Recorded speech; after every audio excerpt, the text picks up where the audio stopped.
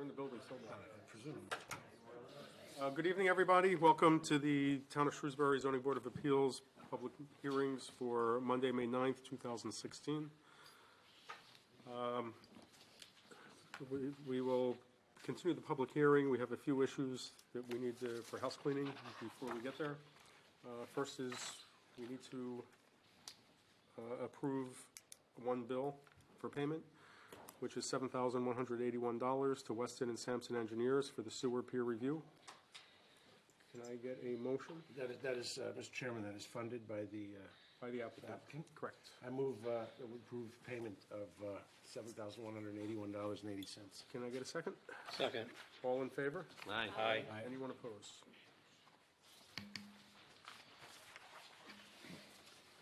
Fred, this on.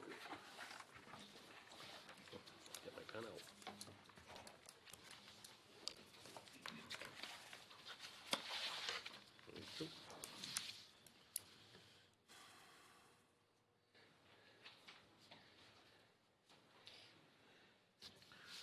My boring signature, but beneath yours. Legible, though.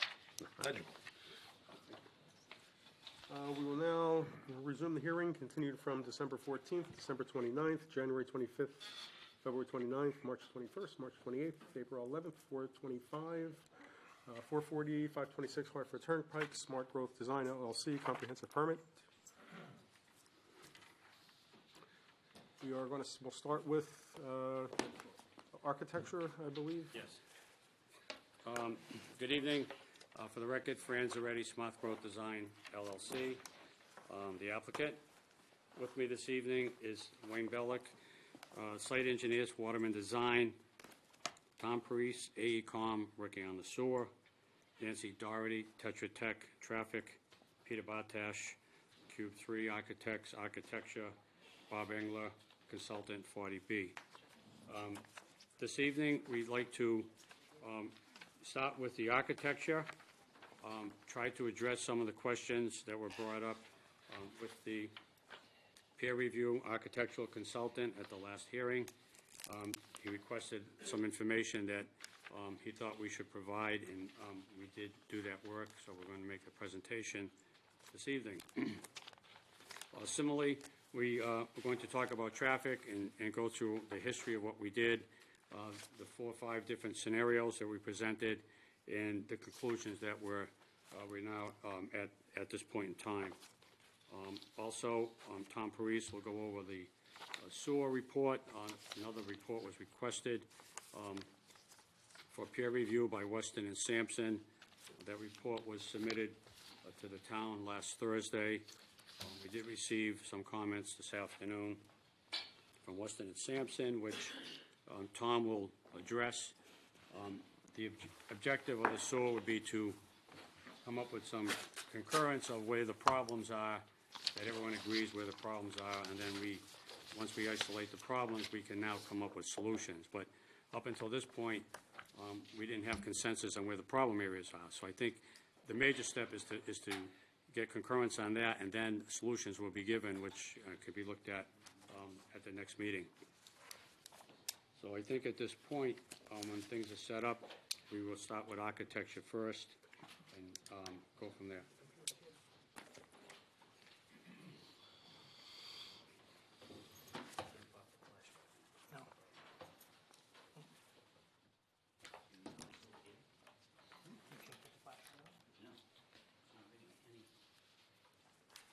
My computer.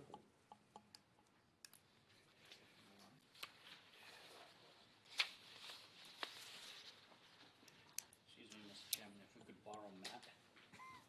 Not reading any of the flash drives.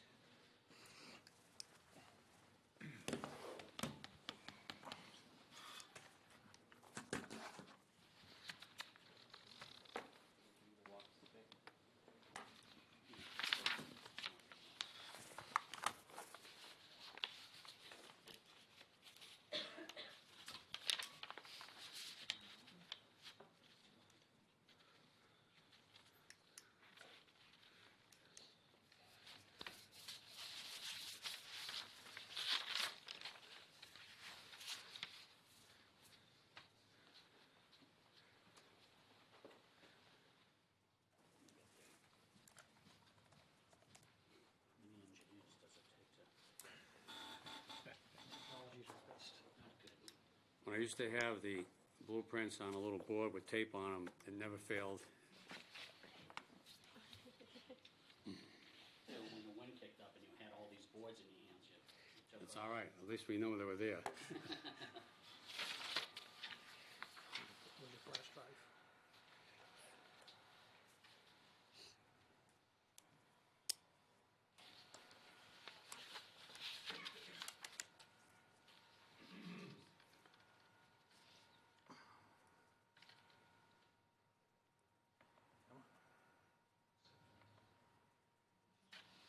Come.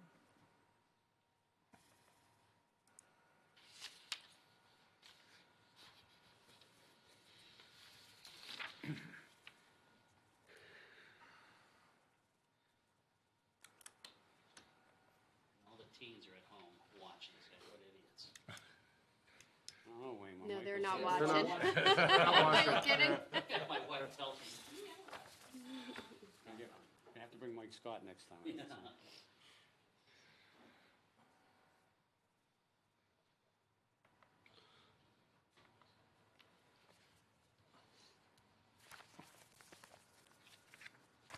You can see it now.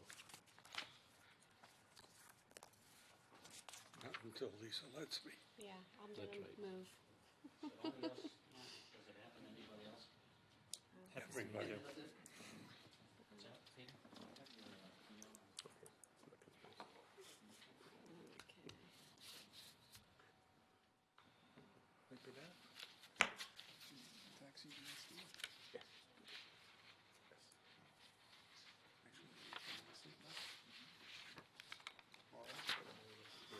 Wayne? Which presentation? 927 Shrewsbury. Second one down, second folder down. This one? No, second folder down. There you go. There you go.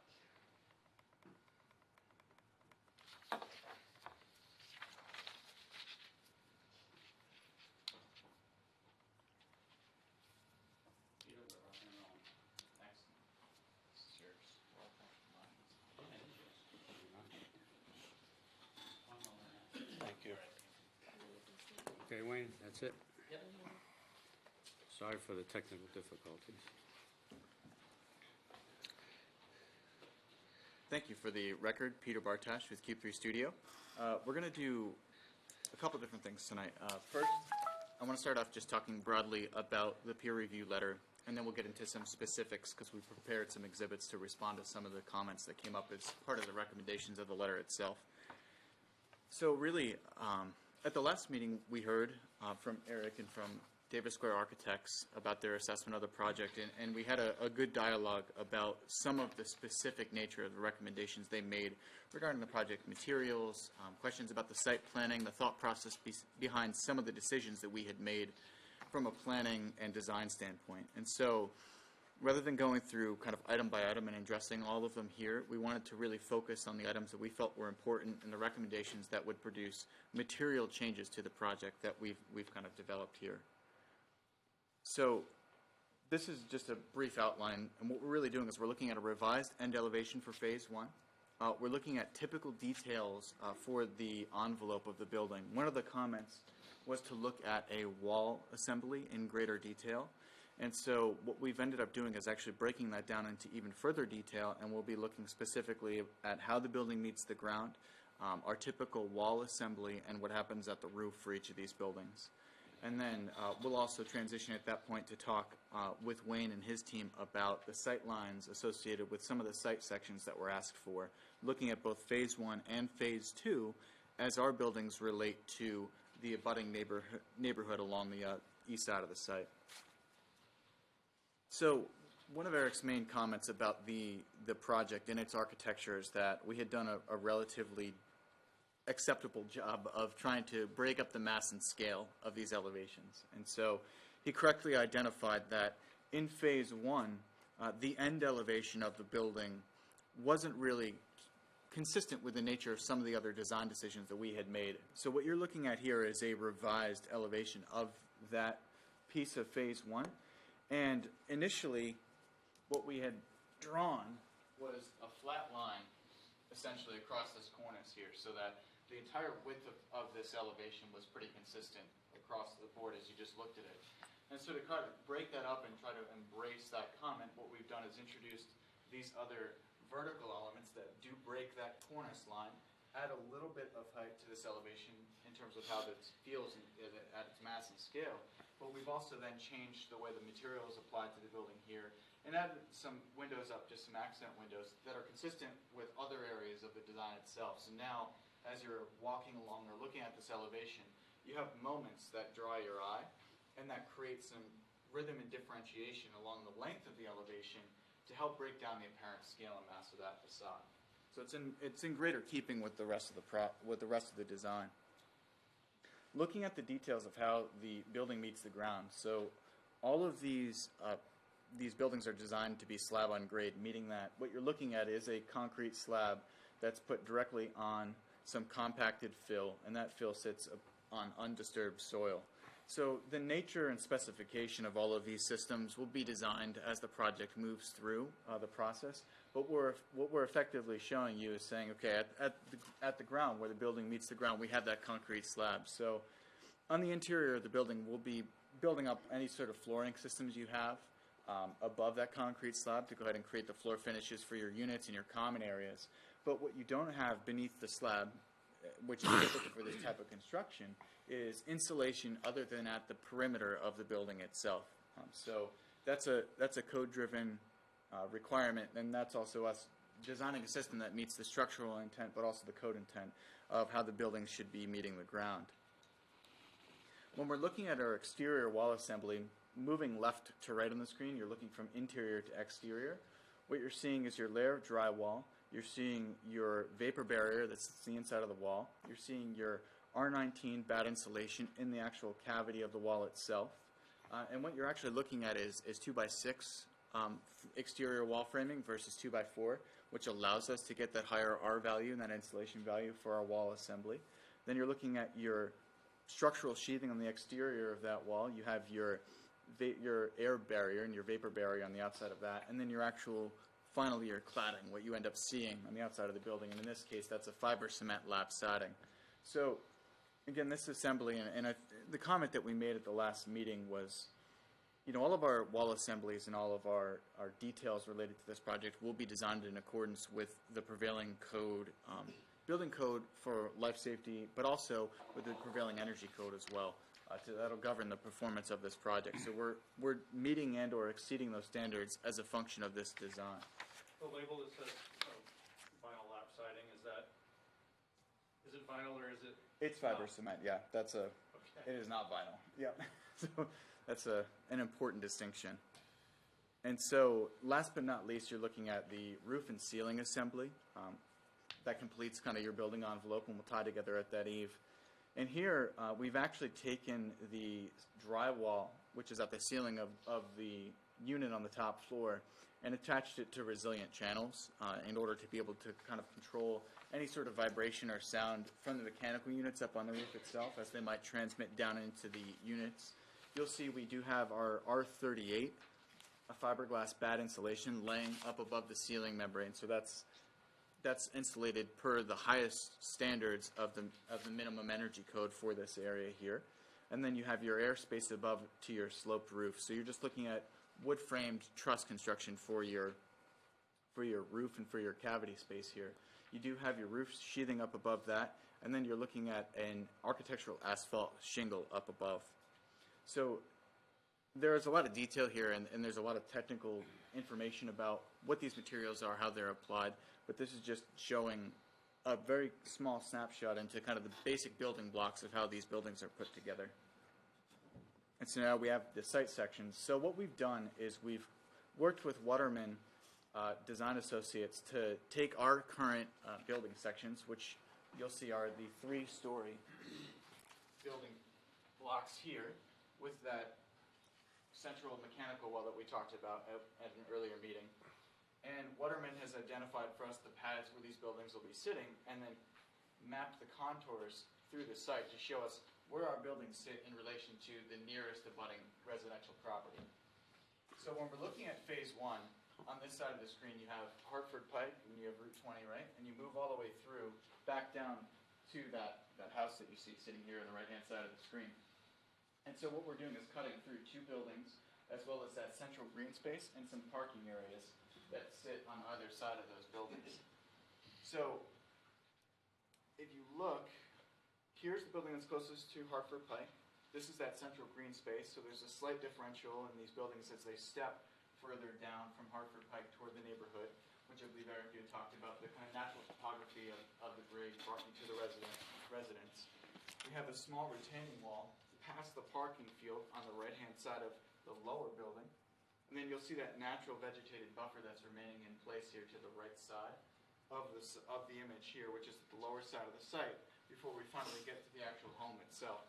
So there are a couple things to note here. First, it's the scale of the cross-section of this project in relation to the scale of the residential home, and then it's also the sight lines that we're talking about here. So as you can see in this exhibit, this is roughly the exact size of the two-story single-family home that's here. And when you come over and look at the actual height of our three-story building, because we have taller floor-to-floor heights, and because of the way we've designed the roofscape here, we're actually at a similar height when you look at the two of them, even though we do have that extra story. But I think most importantly, what you're noting is that the sight lines that Wayne has drawn in here are actually taken from relative points on the existing home. They're taken from what would roughly be the eye level on the second floor for a resident, and they're also taken just from a conceptual line that's drawn at the ridge line around or the cornice line around the house itself.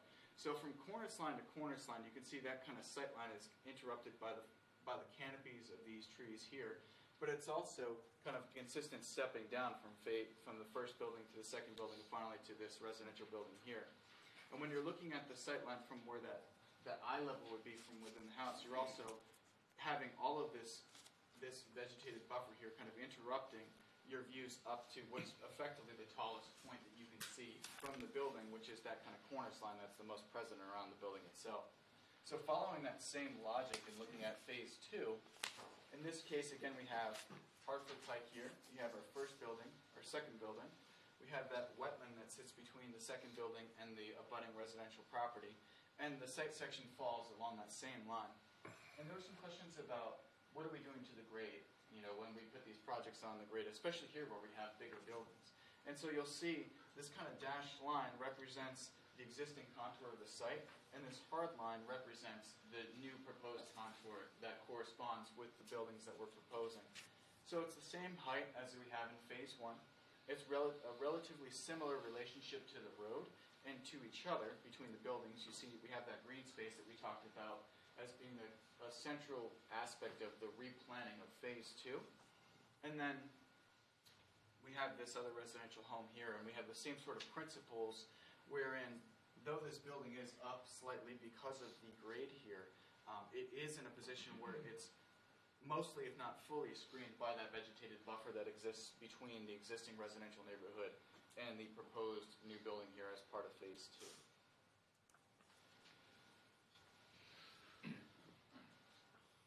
And so the slides we were just looking at is an indication of what you could expect to see in years 1 to 3 for once this project is completed.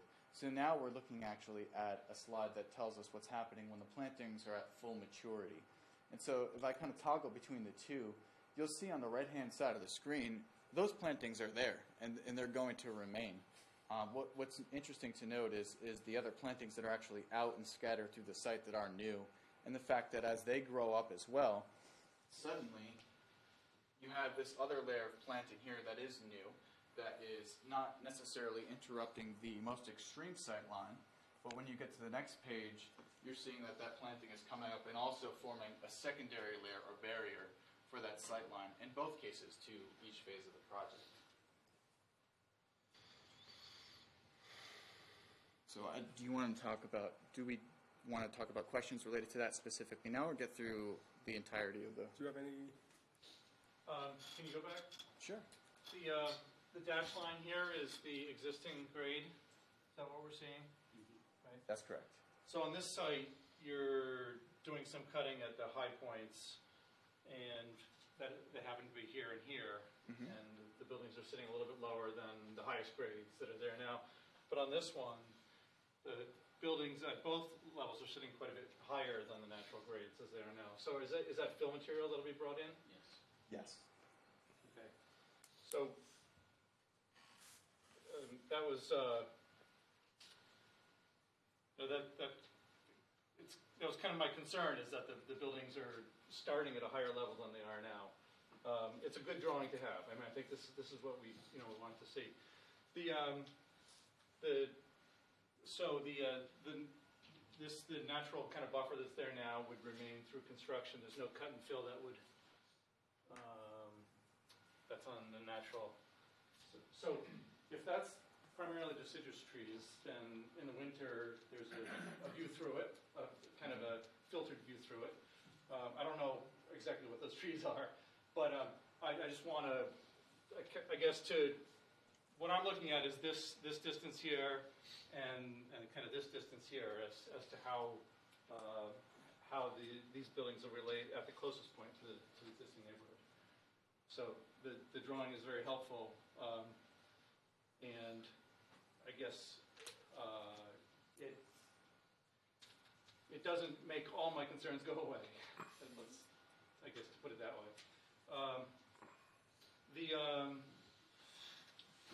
The section at the slab and at the roof, I mean, that's fine. I think my question was more about the materials and the variety of materials, and that's something that could be developed as the project goes on. The fact that it's fiber cement that has a good record with holding paint, it doesn't look shabby 10 years later. That's good. How the details go together, I know, is something you'll be working on as the project moves on. I don't know if you have later, when you're talking about, I don't know if you have for later tonight any new site plan that shows the site development around the buildings as they're now situated. The site development around the building. The site, do you have a new site plan? We have a site plan that we're working on that incorporates the comments raised by Graves Engineering and other consultants throughout the process. So we're looking to submit them, Mr. Chairman, to the Conservation Commission, as we indicated to you folks. We're looking within the next week or so to get you folks a set of plans. So I think my last question is, could you explain why this raising the elevation from the natural to the new elevation is necessary? Sure. So, Mr. Chairman, Wayne Bellick, Waterman Design, if you folks recall, there was some raised by a couple of the abutters a couple meetings ago with the same question. And the concerns they had was the grades at Stony Hill Road and the grade from Route 20 into the site. And if you folks recall, up at Yellow Freight, we're doing a cut up there, and that material that we're cutting out there, basically, we're taking that, we're pulling it downhill and filling in that situation. So as you look at that section is taken further up in the site. In fact, if you look at this area here, whoops, this area in here is the clubhouse. Here's the access drive that comes in off of Route 20 to this area here. So it's just to the south side of the clubhouse. So we're still in a fill situation in here. As we get up further into this portion of the site, it transitions to a cut. So at some point, you're going to be pretty much at grade as you look at the section further up into the site. As you come down, you're going to be looking at a little bit more of a fill situation until we meet again to existing grade. As the board knows, we are now down to 4 buildings on that particular site. And with that, we would look to transition to existing grade just to the south of the access drive that breaks off of Stony Hill. Okay. I had a question. Go ahead. I think it might be this first slide showing the facade. This guy right here? No, One more. One more. There you go. Okay. So I'm looking back at the last presentation with the updated architecture, and I'm just wondering how this is an improvement. The last time you weren't here, I don't think, when there was a presentation. 2 times ago, yep. 2 times ago. And the phase 1 had this staggered roof line. Sure. This is not showing that anymore. Is this the side? Oh, this is only the side. Okay, Yep. thank you. So that still That clarifies. stays in place, yep. Okay, so the front view remains the same, which is designed to look as close to single-family homes in the area as possible. Right. I would say. Rather large still, though. So this is an update of the side facade, which didn't have any of these. These gable ends, yep. Uh, It didn't have these pieces. The Okay. smaller of the two, this side facade did have Yes. some sort of articulation, Yes. but the larger of the two did not. Okay, okay, Yep. so now I understand the improvement. Okay, thank you. Can I ask a State your name for the record, please. Sure, Dan Hild, I'm an attorney for the neighbors. I had a question about the landscape plan that was on here. First of all, I'm glad we're talking about landscaping. We're not Sure, I really, call that a landscape plan. You yeah, know, that's not really yeah, Well, it says planting, so. yeah. Some landscape. Look, plan. Just in the I guess second. my point here is I'm glad we're talking about plantings because we haven't really been talking about that at all. And, the only plan that we have that's been filed with the board relating to plantings is a landscape or a planting and lighting plan. And one of the comments I was going to make tonight was how we feel it's pretty deficient in terms of what it's providing for the neighbors for screening and buffering. Am I correct that these mature trees over here, are these mostly on the abutter's property or the town property, or are they on the project site? And it's not clear where the property line is. If I could, Mr. Chairman? Good. Yep, Mr. Hill, right here in the plan view. I'm sorry, excuse me, if you want to stand on the other side. The property line is right here. Okay. So as this projects through, here's the property line. As you notice, the bubble line in here, that's the existing tree line. So when you look at the vegetation in this area here, this is within this area here. Keep in mind that the property line that we show here is the site property line. Within here, there's an abutting property line, which is the town-owned land. So between our site and the abutting site is town-owned land in here. So if you look at the vegetation in here, even if this homeowner wanted to continue to clear, I'm not exactly sure, but I believe he's fairly close to the town-owned land. So we're looking at this area as being preserved. These trees in here, we are proposing it, the symbol in here are evergreen trees. These are deciduous.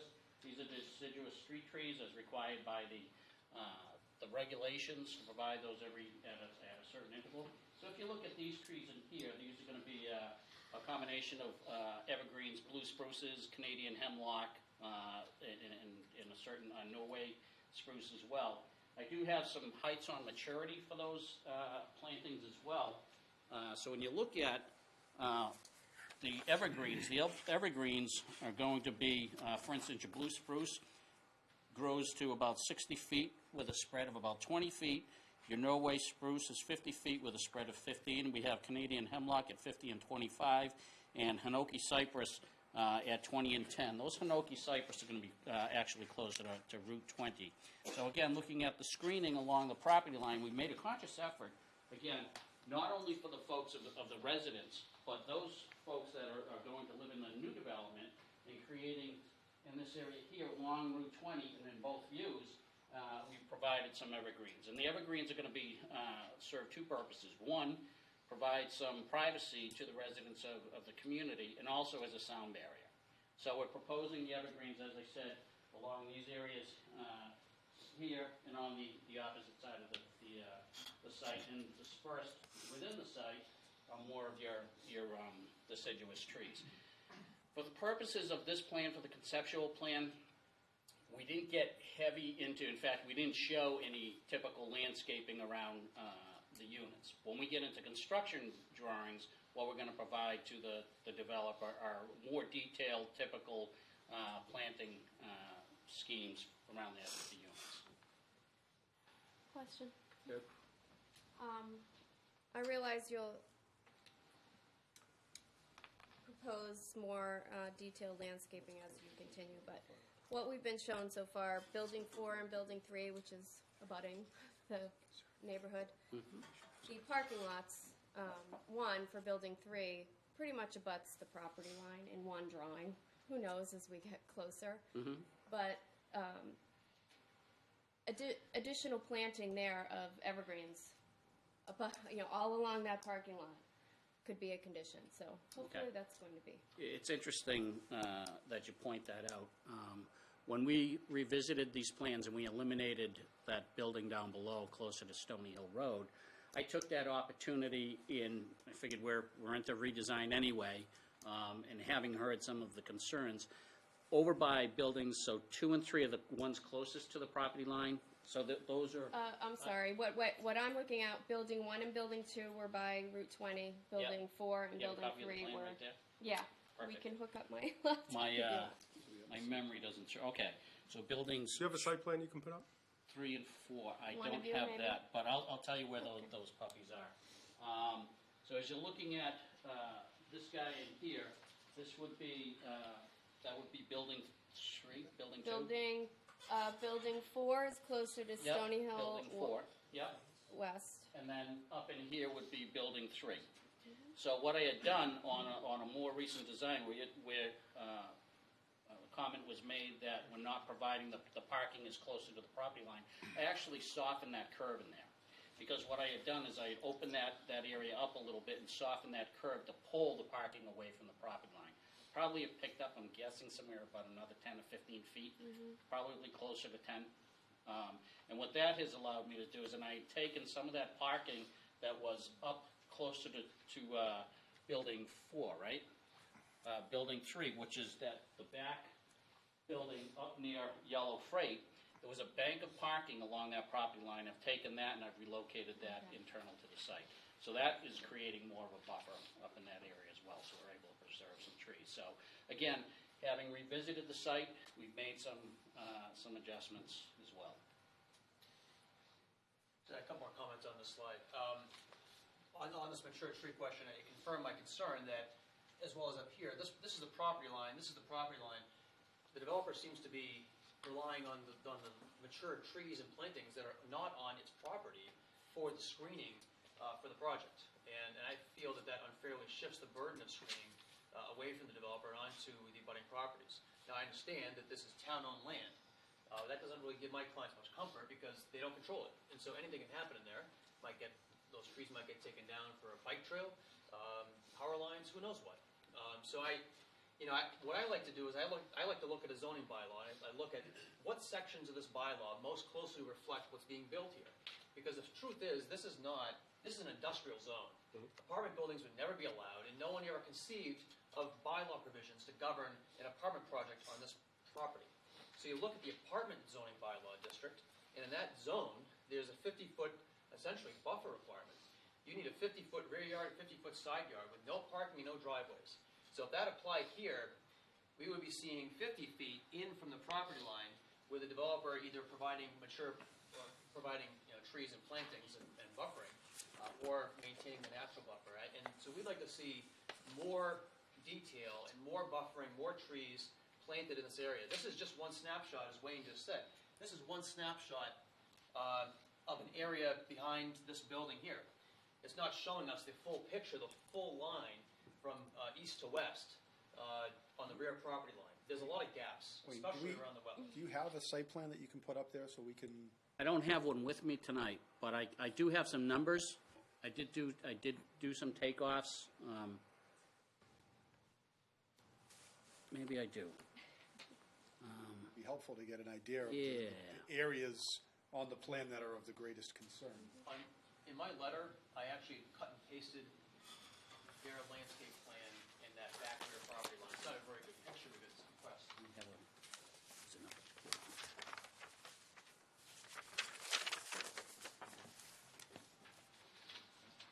I'm not sure.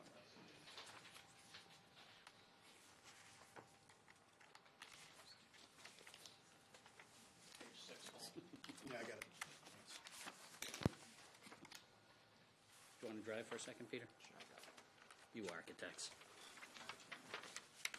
So, go to the last version. We have a, okay, open that puppy up right there. Go to, yeah, we'll try that one. Gives us some idea. Doesn't matter, PowerPoint or I guess not. Now, this goes back to, let's see, 3/28. Actually, that's a little bit more than a month ago. Let's see if we have the site plan on that. This is the old Yeah, keep going. If that's the new plan, if you want to keep going to phase 2. I think we were talking about phase 1, Oh, right? we're still talking about phase 1? If you want to head back north, Yeah. Peter? That's the work. And do you want to show the areas of concern for your clients?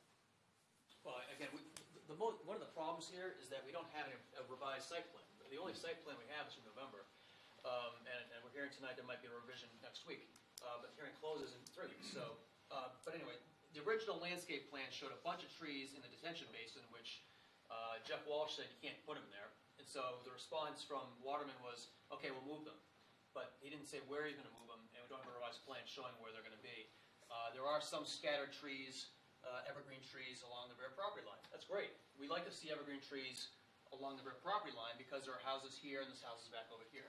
So what we're asking is that more trees be provided, more buffering on the developer's side of the property line, and also some fencing in spot areas to provide maximum screening for the cul-de-sac, and I forgot the name of the cul-de-sac that's in this vicinity, but there's a few houses, Thistle Hill, that are most directly affected by the impact of the visual impact of the project.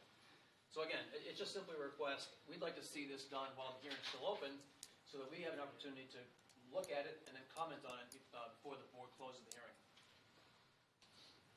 Mr. Chairman, back to Lisa's question first of all, before I respond to that.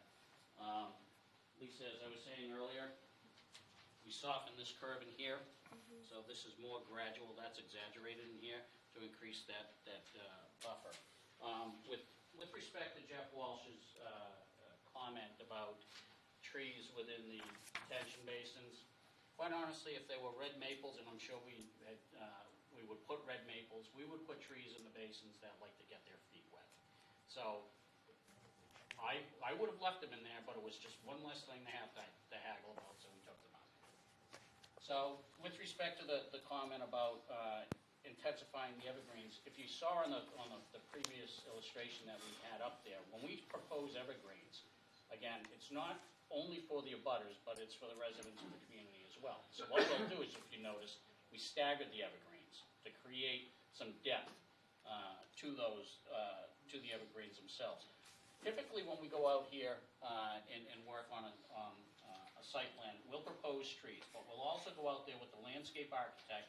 If we have a series of evergreens along, let's say this edge in here, along the property line, that are very mature, we're not going to plant additional evergreens if the vegetation is really thick. White pines are a little different. They tend to lose their branches from down below, so we would do something in there. But if we're looking at blue spruce or a Norway spruce, which is a hardy evergreen, we're not going to add other evergreens because it's really not going to help those other evergreens in terms of the sunlight exposure. So we would look at that. We are proposing what we feel is a pretty good density of evergreens on the site. Again, with all due respect to anybody that has questioned this, if you're not a landscape architect, we have landscape architects cite the evergreens. I think they know what they're doing. Mr. Chairman, Fred. when Hills Farm subdivision was designed, there was a cluster subdivision which required significant open space. And with the assumption that this is industrial land on Route 20, the subdivision was designed with that open space buffer and those trees to stay there to protect the residents from industrial development. So that buffer is perpetual, it's open space. There are deciduous trees, there are evergreens there as well, but that was set up with the design of the subdivision to buffer whatever was built on Route 20, let alone a residential project like this, which is a lot less offensive than an industrial complex. So that buffer is there, and we're going to continue to add along that line as requested. Okay. Judy? Judy Better, 15 Pheasant Hill Drive. Can we go back to the other diagram that you had up there that was showing the elevation? Peter? Before you do that, sorry, before you do that, Yeah. I appreciate what you just said, Fran, about that buffer and the open space requirement for the development, but, Wayne, I don't think I have to be a landscape architect to see that building 3 parking lot there, there's not that much to the property line. I said goodbye to that. That was the Okay. parking lot I talked about. Okay, so that jut out, Gone. thank you. You're welcome. I think this plan is much more aggressive than what the new plan is, just that we don't have it tonight because it's in transition for conservation filing. I took care of you, Lisa. Okay. You're talented. Oh, May if want to. I may. I want to stay far. So this house that you're showing over here, is that on Thistle Hill? Is this one here? Yes, yes. Yeah, so that's on Thistle Hill. So I think some of the concerns is that when you come in, this is gonna sit up on Route 20, and as you come down, the topology of the land is you're coming down the hill. So the Thistle Hill house is, you're showing a straight line across, which is more on a level to this. But I think really when you start looking at the houses as you come down the hill that are gonna be looking up, the concern was as you put fill in here, these are gonna be towering way over the houses that are further down the hill. So you're not really addressing that concern because this is over on Thistle Hill. So I think that, you know, adding that fill and really, you're gonna be dwarfing those houses down on the other end. And then on phase 2 here, you talk about this open space here. If I'm not mistaken, that is, that town-owned land, excuse me. There really aren't trees there because that's where the easement from the church across the street sewer line goes through there. So there's not a lot of vegetation in that area. There's like some scrub, low, it's an unkempt area, but it's not tree lined. So I don't want people to think that what they're showing here is gonna be town-owned land with a bunch of trees there, because it's not. So that's pretty much, you can see right through there. And then, so this is, if I'm not mistaken, this is the house that's out on the corner of Pheasant Hill Drive. That's the red one. It's the red one. Yep. So then, there at the corner, you come around, and so you're not really showing the backyard of the houses that are on Pheasant Hill, that are abutting the back, and how much, so I don't believe that there is a lot of buffer between the backyards of those homes and this phase 2 buildings. So I believe that, you know, most of it, and I think Lisa, you know, what Lisa is commenting on, and I think also what the lawyer has brought up is that right now that this really needs to be a lot of planting there. So we're not showing, again, we're showing something straight along here, but we're not showing the houses are here. And I think what's also important for people to understand in the phase 2 is that you come into Route 20 and there's a big ledge, and then it drops down, and so the houses on Pheasant Hill are down that much lower. So I think that these, although they show one slice of the pie, they don't show the other side of things. And I think that, you know, looking at the topology, you're still going to have these things really dwarfing the houses from another viewpoint. And that's what I just want to make sure you understand. Mr. Chairman, first a couple things. It was my understanding, and I wasn't here for the last hearing, but it was my understanding what the architect from Davis Square was looking for was a section through each site. Okay? What we did is we looked at sections that would capture, and it was my understanding he wanted to see how the buildings related to the residences and how the vegetation did. So if you look at, this is a great example right here. So if I look at this section line, if I were to draw the section line, ideally what I'd like to do is draw it through this house and then continue it up across the site. Perpendicular is what I was told. We're going perpendicular to the site. Had I done that, if I moved this up into the site, it would have shot right through here, and the only building it would have captured would have been the clubhouse. Quite a bit removed. So what you're looking at down below here, you would see this house right here, the first building would be sited back in here. It would be a misrepresentation of what we're trying to illustrate. What we wanted to do was show the buildings closest to the property line, the buildings most closely impacted in terms of the abutters. So we took, in this particular case, we took that particular unit off of Thistle Hill, and then along Stony Hill, we could have done the same thing. I could have taken the section line and moved it down below and captured that first house, but it would not have been going through any houses, through any buildings on the site. In fact, what would have happened, if you folks recall the wetland system on that site, balloons out down below on phase 2. So you would have captured all the wetland system. So it would not have served a purpose. So with respect to that, that's why we had shown it as we had. And with respect to the elevations on the site, these are baseline elevations, and so what we had done is we had held the existing grade of the homes that were being referenced, the existing homes, as the baseline, and work our way through the site. Thank you. Do you have anything, though? Not right at the moment. Okay, can we move on to stormwater? Sewer? Stormwater? What was next? Weren't you showing stormwater on after this? This was, what was the other thing we're showing sewer, right? Well, if you're going to go there, I'd just like to... Site plan. I have something. I'm concerned about buses going in and out, Wayne, Of the site? of the sites. They're not allowed. That was one of the things that we were told, that you can't allow school buses on the private properties is this. Yeah, but they will come up to the edge of the private property, and the kids will all be standing there on Stony Hill. They will be on Stony Hill Road? Yeah. Yes. I'm just concerned, is that a safe alternative for kids? We were looking at further down Stony Hill at the intersection, actually down by the red house over in this area here. We're looking at this area in here, the drive, the road that comes off of here as one of the locations. Up at phase 1, we were looking at,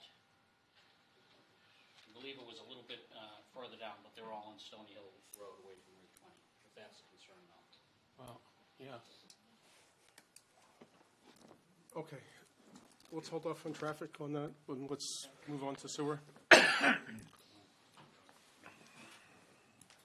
will move.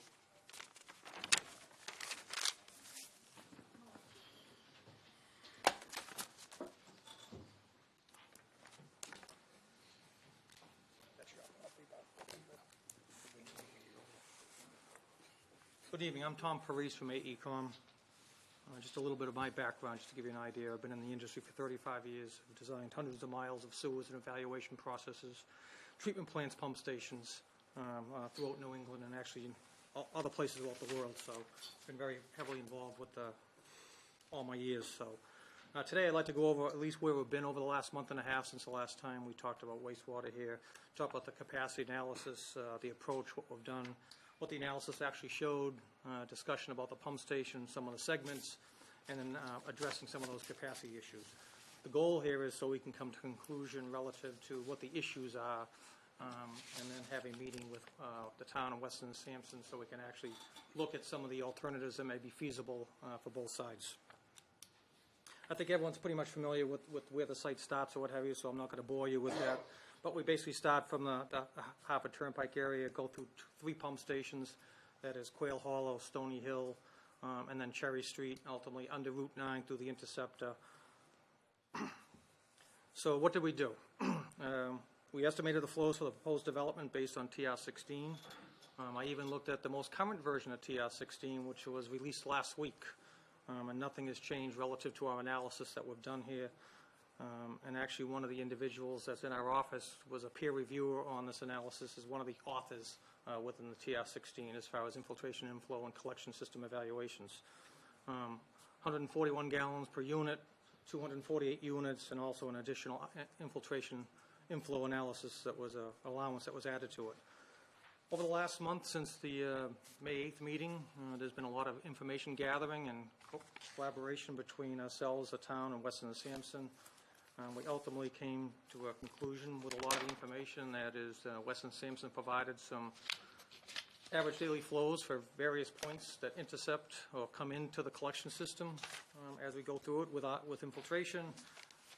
Wet well drawdown tests were done with the 3 pump stations. It was done twice, actually, once previously by AECom, and then with Weston and Sampson and us being present. The most recent information by the Weston and Sampson team was what was utilized for this analysis. There was 2 topographic surveys done of some areas in question, specifically the line under Route 9. We utilized the most recent one, again, the information provided by Weston and Sampson, and we'll talk about what some of that data shows later. And we also use 80% capacity, theoretical capacity of the pipelines, and I know there was a discussion previously on what percentage we use, so we've used the 80% as requested. We took all those average daily flows, and as we go through the pipe segments and the pump stations, added those average daily flows up, and then peaked those according to TR16, and then added the infiltration inflow to each of those segments as we go along. So the peaking factor actually decreases as the average daily flow increases throughout the line segments. And obviously then calculated the capacity from the development to the main interceptor. What did that all show? It basically showed that the 3 pump stations, Quail Hollow, Stony Hill, and Cherry Street, all have capacity available for it. The one key would be that it obviously increases the duration of the pump times slightly for each of those 3 pump stations, and we'll talk a little bit about that further on. And right now we've identified one segment that appears insufficient for capacity, and that is the one under Route 9. I think everyone's familiar with the pipelines. I'll at least show the 2 areas that we're going to talk about in a little bit more detail. One is obviously here is the crossing in South Street with Route 9, and then this area here is the cross-cutting interceptor that has been some discussion. So the first 2 slides here are going to talk about the pump stations. Quail Hollow, it has a design capacity of 250 gallons a minute. That's based on 2 pieces of information. One is the nameplate data on the pumps, but also the pump curves that were received by the town. The drawdown tests that were done averaged about 233 gallons a minute, so slightly under capacity or what the design capacity was. And that was very similar to the numbers that we had done on the last time we had done the drawdown capacities. You multiply that out and you end up with a peak of some 335,000 gallons a day. And backing into an average daily flow, it ends up with a peaking factor of about 6.5 and gives you that 52,000 gallons of average daily flow that is entering the pump station. A couple of quick remarks of that is actually one of the pumps is out of service at that pump station, and there are 2 pumps there. Again, as I mentioned, it's running a little bit under capacity. And the development increases the run time slightly for the 34,000 or 35,000 gallons that come in from the developer. Similar to Stony Hill, again, 250,000 gallons a minute. It was pumping a little less, a little worse, I'll say, only about 168 gallons a minute. Again, the peak of 241, the peaking factor was just over 7, average daily flow of some 34,000. Again, running less than design capacity, again, based on pump curves and nameplate data, and then the development obviously increases pump duration slightly. And the last one is Cherry Street, that has a design capacity of 200 gallons a minute. The drawdown test showed it was pumping out 415 gallons a minute, and what we've surmised from that is that when the original design did it, was going to be a 4-inch diameter force main. That was noted in some of the curves that came from the manufacturer and the town. And actually a 6-inch went in and no one went back to recalculate the total dynamic head that would be it. So obviously it's running out on its curve, thus getting to some 400 gallons a minute there. The peaking factor, or the peak comes up to almost 600,000 gallons a day. Peaking factor of 5.5, average daily flow about 108,000 gallons. And I mentioned it's over its capacity, and that there is a secondary wet well that was installed years ago, and that obviously when a new development came in, and the idea of that was to increase the capacity of the wet well in order to meet within the TR16 guidelines of having sufficient capacity. What's happening right now with that pump station is the pumps are turning on and off quite frequently because there isn't sufficient volume in the wet well, and because it's pumping more than its rated capacity. That's a detriment in the long term to the pump station because of the wear and tear on the pumps, the electronics specifically. as you heat up insulation on the motors, starters turning off more often, they don't have a chance to cool down, and actually you can impact that quite, and reduce the life quite a bit. The one segment that we saw, as I mentioned, that was over capacity again is the 2B 23 to 2B 22. That is about a 140-foot section that's under Route 9. Again, we reviewed that based on the Cherry Street average daily flow, plus some flows from a couple of developments. That's the BMW and Kia, some 6,000 gallons, the Ashford Crossing, which is some 50,000, and obviously the proposed development.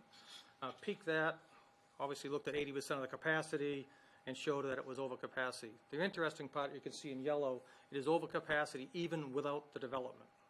Currently, right now, as it stands, and that's been shown by the town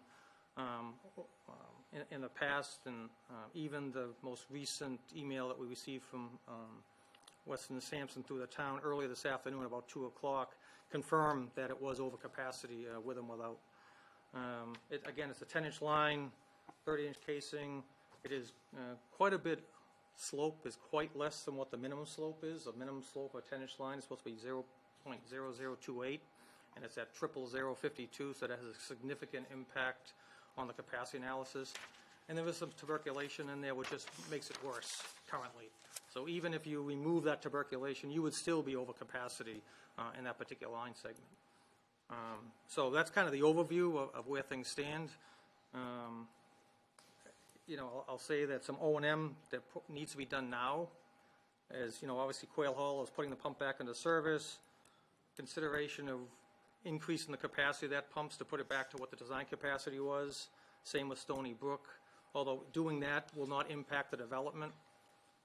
Cherry Street does have an existing rag problem that again was acknowledged. There may be the potential of adding some sort of what we call a governor or a VFD or something to slow down the flow of those pumps, but even that won't help the situation, won't completely correct the situation. And I know there's been a discussion of doing a capital improvement review of the stations to say what needs to be done in the future as they get older in age. Again, we talked about cleaning the pipe segments, specifically that 2B 23 to 2B 22.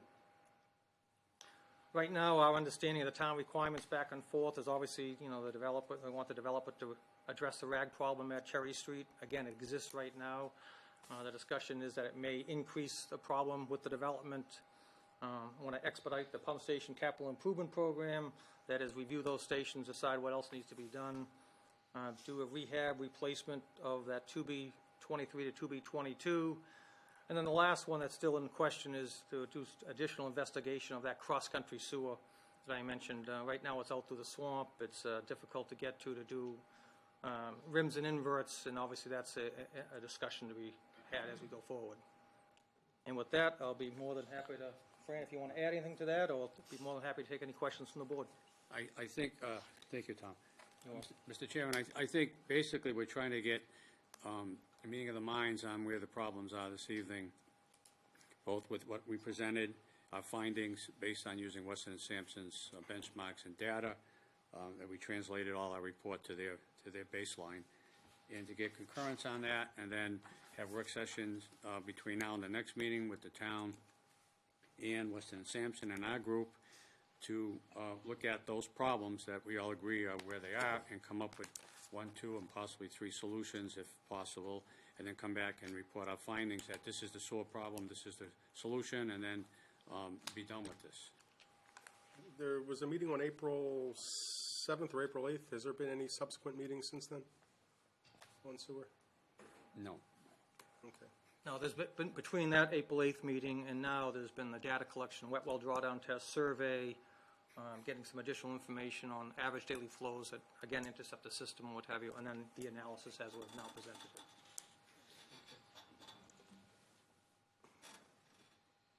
Do you have anything? Nothing really to add. I mean, we pretty much agree that these things remain unresolved. Okay. Yeah, I think we take some issue with a couple of the findings on the pump station capacity. We've been questioning the pump station capacity issue since the initial discussions. We've asked that analysis be done of the pump station capacities with the new flows, and that is yet to be done from our initial comment. have some more discussion with these folks about how to interpret the data and what's there. I think we have some basic disagreements on how to do that we can probably work out if we sit down, but I would disagree with the assessment in basic terms that the pump stations have capacity to meet the state.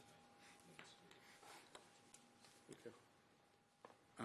We'd like to get confirmation on the outfall easement. There's a couple of sections that haven't been investigated. We determined that the hydraulic grade line is 9.5 feet, which seems, from running Tom's analysis, which he didn't show the charts, that there is capacity for that. If Weston and Sampson disagrees with that assumption, we need them to get in there with the survey crew, because we don't want to have our survey crew and their survey crew, and come up with the actual slopes of those two segments and see if there is, in fact, a capacity problem there, so we can get definitive reading on that, because the assumption is that we feel the hydraulic grade line says it's not. They're saying because they don't know if something is flat in the middle, there is. So let's go take a look. We're willing to work with them to get confirmation and get real data. Isn't the data collection, though, your responsibility? Excuse me? Data collection is technically your responsibility? Well, we do the data collection, and then they ask us to go in and do their own again. So why not just have them do it? We're paying for it, and have it done once. So at this stage, I don't think they've been authorized to do any data collection. Right now, they're only authorized to review information that you've provided. So you're saying you will authorize that? Yes. And is that something you guys are capable of doing within the time frame that we have? Let me just ask the surveyor. I can't commit to that right now. I don't know what his schedule is like, and I really just don't know if we can pull that off. I don't know. I have to get back to you.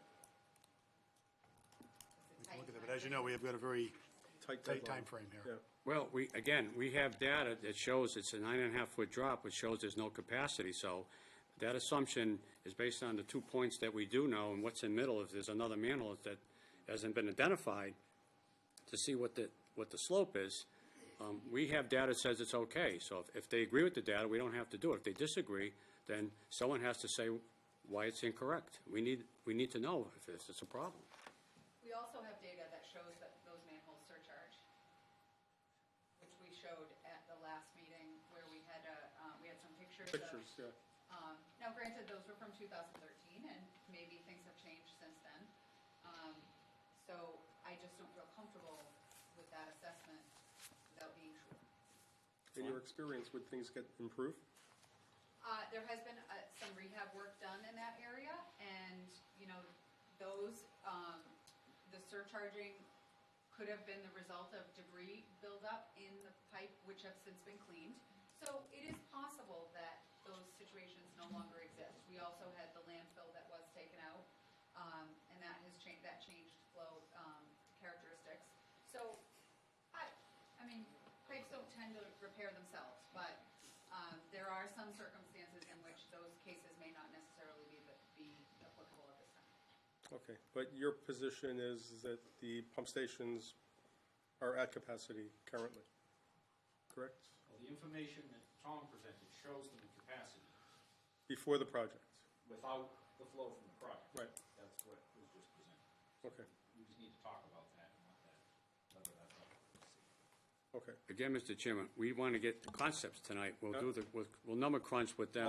That's fine, but you had a meeting on April 8th, and you were supposed to follow that up relatively quickly, and it's 31 days after that. Jeff? Just, Jeff Allen, town engineer, just for clarity, all of the field work was collected before April 8th. That April 8th meeting was the result of all that data collection which took place in the middle of March. Not after April 8th. That was actually almost 2 months old now. Okay. And I do have some technical questions, but a question why the flow heading to the Stony Hill pump station will actually be double what it's currently going in now.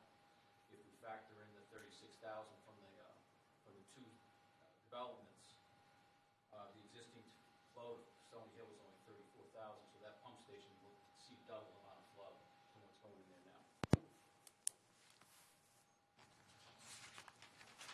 Okay. And then once Weston Sampson is able to go through this in full detail, then we'll be able to sit down. But we were hoping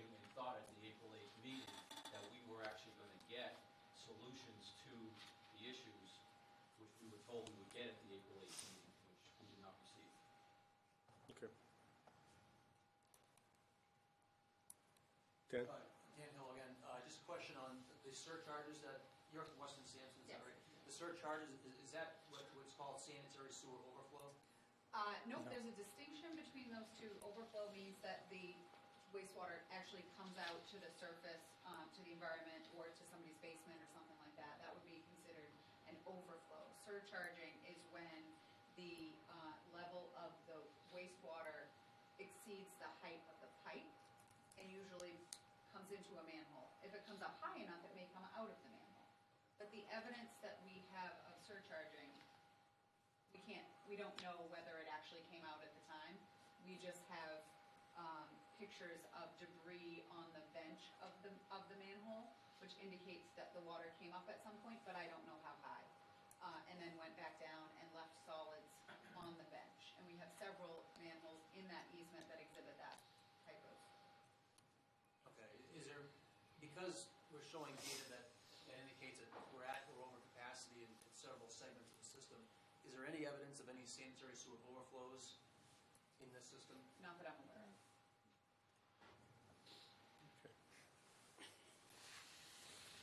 So where do you go from here, sewer? Meetings, what's the plan? So, yeah, so the now thing is, next week here is just for you to arrange a meeting with Weston and Sampson to resolve the last of the few of the disagreements and approach, and then identify solutions that may be applicable to both sides, and address the current problem that the town already has. I've got a question. I thought at the very first meeting when this proceeding began, we heard the applicant represent the zoning board of appeals, and there wasn't a problem with the sewer. This system, this development could be constructed, no issues at all. So how did we get from that point to the point where we got to now? Fred? When that evaluation was made, looking at the plans that we used from the town, the incorrect pipe sizes on those plans, incorrect inverts on those plans. So pipes were actually smaller than what was on the plans. We didn't know that, so when we did the evaluation, some were smaller, some were larger. So when we did all the field investigations and all the surveys, and looking at different inverts, we found out that there was different data. We have accurate data now because the record drawings are incorrect, and those assumptions and calculations are made on the incorrect drawings that were given to us. So what I just heard is the applicant submitted an application without correctly verifying what was going on in the field? Sorry, I didn't hear that. Dan, he didn't hear? That you submitted an application without properly verifying what was going on in the field. That you made a representation that you had no basis to make. They're on the town's plans. So, You're the developer. so the point of dispute right now is whether we're at capacity prior to this project or whether we have capacity currently, correct? That's where you guys differ. Is that? I think we agree that the line under Route 9 is on paper an issue. There are no overflows at that spot right now that we're aware of. So, let me just interject. So if there's no overflows at there right now, then the capacity is currently okay? Then the town is complying with the regulations that they need to comply with in order to provide a wastewater collection system that is sufficient Today? today. Okay. Perfect. So with respect to the lines within the easement, I feel like there's unknowns to be able to unequivocally say that there is or is not a problem. Okay. Now or in the future. Okay. So how quickly will this meeting get scheduled? Next week. Okay. You guys are good for next week? Okay. I can work on scheduling that. Okay. Anyone up here have any questions on sewer? No. No. Lisa? I'm just waiting for the proposed fixes. What are the alternatives? Right. Anyone else wish to be heard on sewer? State your name for the record. Kalyan Rami, 35 Stones Hill Road.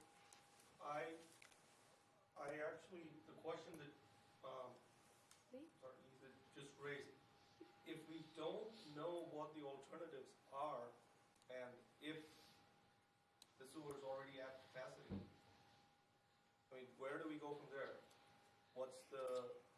I'm confused. I mean, if sewer is already at capacity, are we saying that, okay, we're building? Well, then it becomes a mitigation issue. Okay.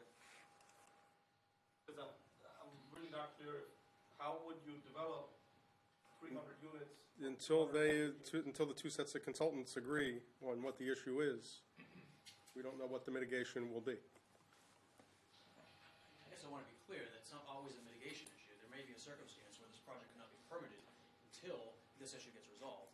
And I want to clarify, too, what I think I heard before was that I think there's an agreement, or at least a statement from Weston Sampson, that they think there is already a capacity issue with 2 of the pumping stations. So, unless I misheard you, I thought you were saying that you disagreed with their assessment that there was sufficient capacity at those pumping stations based upon their capacity analysis using the peaking factor, which was your original concern, is that they hadn't done the peaking factor correctly. So now that they've done the peaking factor correctly, there is a capacity issue at these 2 pumping stations, which it may be fine. We may not be seeing overflows today, right? But when you're adding this volume of sewage from this project going to the pumping stations, it increases the likelihood that we might see SSOs going forward. Correct, which is... And it may not be mitigated, if that's well, the word. Just want to clarify. Yeah. In response to the information presented tonight, what I said was, if you look at the information presented on the capacity of the stations that was out there, that is, the stations are at capacity without the proposed development flows. So they are not over capacity today, they're over capacity when you enter flows. Right, that's what I meant. That's what Yeah. that's Okay. Anybody else on sewer? Okay, traffic. Thank you.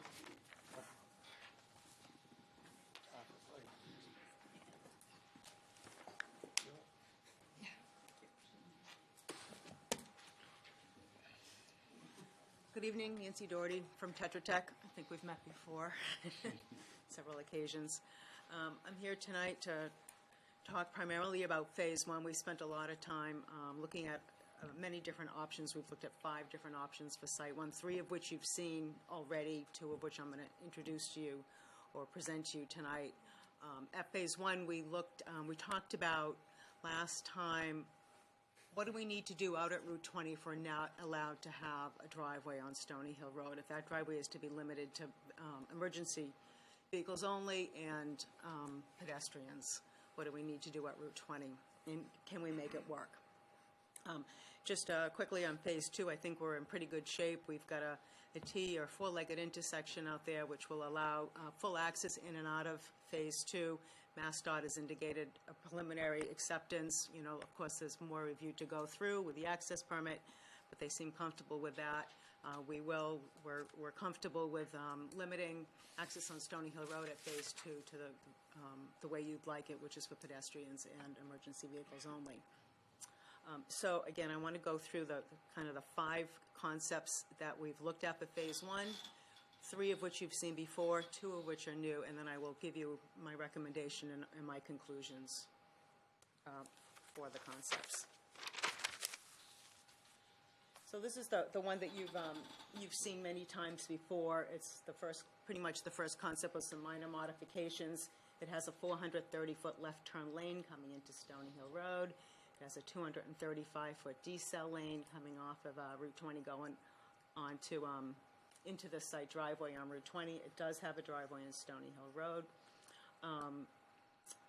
It's got 300 feet of sidewalk to the west of Stony Hill Road, another 800 or so feet of sidewalk on the south side of Route 20 east of Stony Hill Road. It provides a decent safety improvement for vehicles that are waiting to turn left onto Stony Hill Road. The one crash that we looked at in that area that had a significant injury to it involved a person sitting waiting to make a left turn who was hit by a distracted driver. So we feel like this is a nice safety improvement for the intersection. So we take away the driveway at Stony Hill Road, that leaves us with the driveway on Route 20. And we talked about two options. One was, this is at the last hearing, a left in, a right in, and a right out. The left out, if you remember, we had problems with the sight lines to the right with the hill. So we're not going to be able to accommodate a left turn out. But we did seriously look at a left turn in. Let's see if I can point. Nancy, before we go further on that, on option 1, Yep. is that a left out? Is that full access from No. from 20? So there's no left out on that one from the site? No, it's a right in, right out. But is it a left in, left out as well, or no? At Stony Hill Road. You'd But have not, access. but not at the, Wait, let me get back to access the drive. concept 1. It's not going back up. Oh, there we go. Yeah, if there's a driveway here, you would have full access at Stony Hill Road. Understood, you have Right, full and access then to Stony here, Hill, so it's a right in, right out. right in, right out, no lefts. Correct. Okay. Just want to make sure I get this right. So for this one, we've got a 700-foot left turn pocket that would accommodate cars turning only into our site. So you'll lose the benefit to the neighborhood, but you provide, a safe left turn into the site. This driveway needs to extend 700 feet up and over the hill, so it's significantly longer than the left turn pocket that we were talking down at Stony Hill Road. With that and the decel lane, we're looking at something like 17 feet of widening in front of the YRC freight site. That will result in or require takings from both YRC as well as Spring Rebuilders, and then some easements up here at what's Costco? Yeah, Camco. Camco, thank you. Yeah, this is actually incorrect. It's about 1,100 square feet of taking on this site and another 500 here. It's like I said, we need about 17 feet of additional pavement to accommodate that left turn lane and the 5-foot shoulder that MassDOT will hold us to, as well as the 5-foot sidewalk. So Fran went out and he talked to the owners, or the managers of YRC Freight as well as Spring Rebuilders, and unfortunately the news was not good. They were not willing to sell the land at any price to Fran for our left turn pocket and widening that we would need. We also Fran talked to the owners at Spring Rebuilders. Their site is 80,000 square feet today. We would need about 500 square feet. If we take that 500 or we buy that 500 feet from them, their lot becomes non-conforming, and that's a big problem for them. Yep. We tried to get creative. We thought, well, we could sell some of the land from our site to YRC, who and then could in turn provide a little more space over here, which would bring them back to the 80,000 square feet, but they were not willing to work with us. Fran, I think you've got some documentation. We have letters of denial from the butters for the record. This is the solution I think that we were all hoping for at the last meeting. I think we all, I still prefer the other one, but this was a good compromise, we thought, and I think we're all disappointed that it's not working out, but we have made every effort to do it. We've laid it out, and we have talked to the owners. So that leaves, the other option that we talked about, which is the simplest one, which is a right in, right out on Route 20 at the site. And so there would be no left in, no left out, no access at Stony Hill Road except for the emergency vehicles. This is the cheapest one to build. I'm sure Fran would be very happy to build this. But we as traffic engineers are telling him this is not a great idea. We think we've talked about some of the issues we have with cars coming in from the east that want to come into this site. And the alternatives are they come up Gold Street and come around, and that would be just fine. It puts more traffic on Gold Street, but I'm more worried about cars coming down and making illegal turns, U-turns at Stony Hill Road, coming from the east and doing this maneuver and turning in. And similarly, for people that want to head, in the morning, for instance, want to head out and go left, they're going to need to somehow come down here and make that U-turn, whether it's another driveway or down at the other end of Stony Hill Road. It's unclear how they will do that, but it's going to encourage that type of driver behavior. So This is not an option. Subdivision too. Yeah, and that's another option, is if you're coming from the east and you want to turn left into the site, you could conceivably, you know, if you're a good driver and you don't want to make that U-turn, you could make that left into Stony Hill Road and come around and come in this way, and that would be a perfectly legal thing to do. So,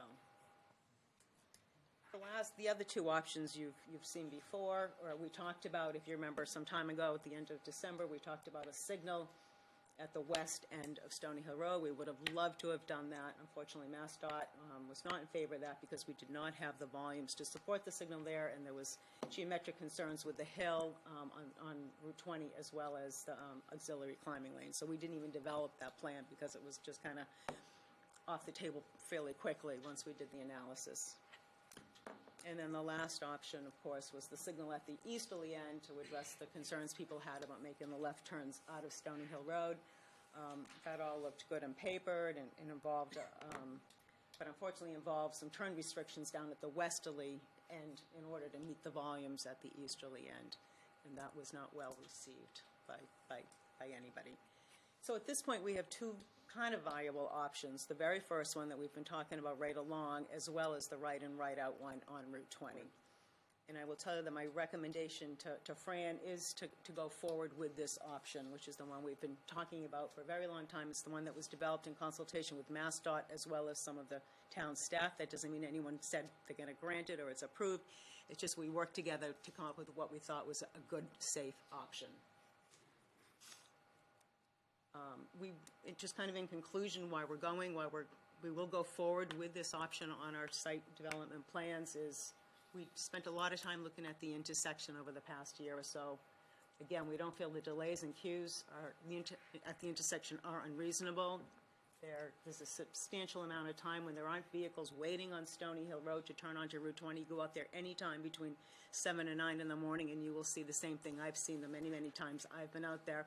There are occasions when a couple cars queue up, that does happen, but there's a lot of times when there's nobody waiting to turn out of that road. And yes, that amount of time will be reduced with our traffic, but we're comfortable with that. We are.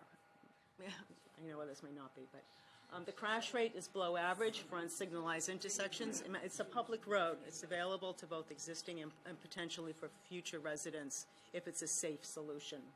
The crash rate is below average for unsignalized intersections in Massachusetts. It's actually significantly lower than what you would see at a typical unsignalized intersection. There's no homes along that 300-foot length between Route 20 and the driveway that we would impact in terms of just, you know, the noise issues with people driving by. Again, we feel that that left turn lane on Route 20 benefits both existing and future residents. It creates what we've seen as a safety problem out there today. There's possibility of minor increases in delays to existing residents, but we feel that outweighs the safety benefits provided to both existing and future residents. And also, as I said before, this concept does reduce the potential for U-turns on Route 20 and traffic on Gold Street. And lastly, I just want to say that, you know, we have reduced the traffic by reducing the size of the development. The development is 13% smaller than it was, or at least this phase of it is. As compared to when we first talked to you back in November and then in December. That's where we are. Mr. Chairman, again, our preference was to get the left in, Right. and we can't do it. It's impossible. So we're back to what we feel and the state feels is the safest way to do this. Okay, and the state has no opinion on either of those two options in your conversations with MassDOT? The two that we talked about? Yeah, they're okay with either one. You know what? I sent them that plan that Right. with the left turn onto the driveway at Route 20.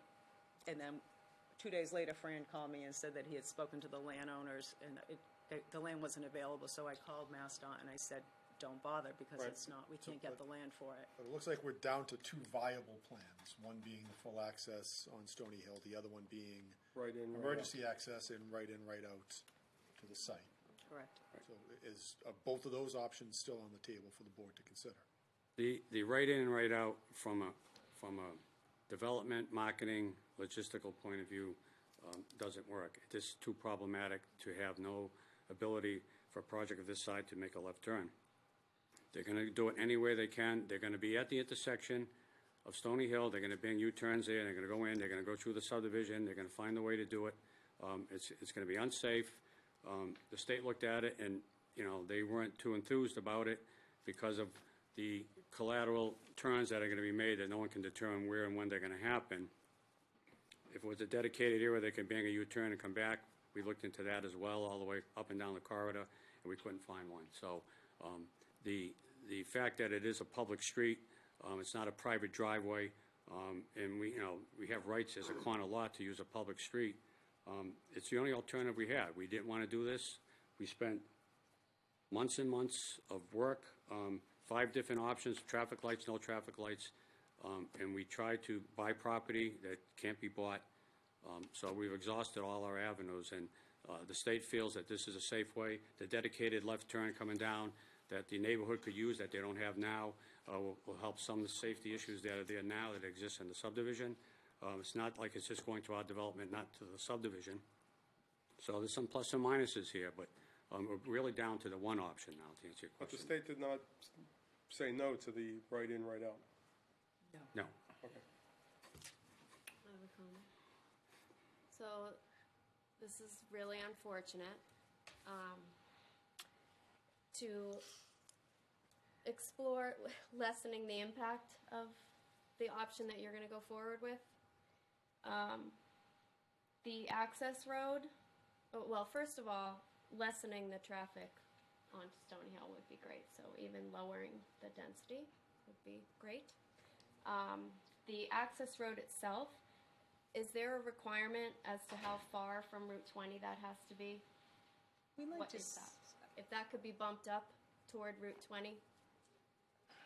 So that the queue for the development is on the access road, not on Stony Hill, is my We don't expect to see a large queue. queue. I mean, like I said, most of the time the queue out there is 0. When there is a But- queue, okay. queue. I'm trying to not go there, so let's not go there. So if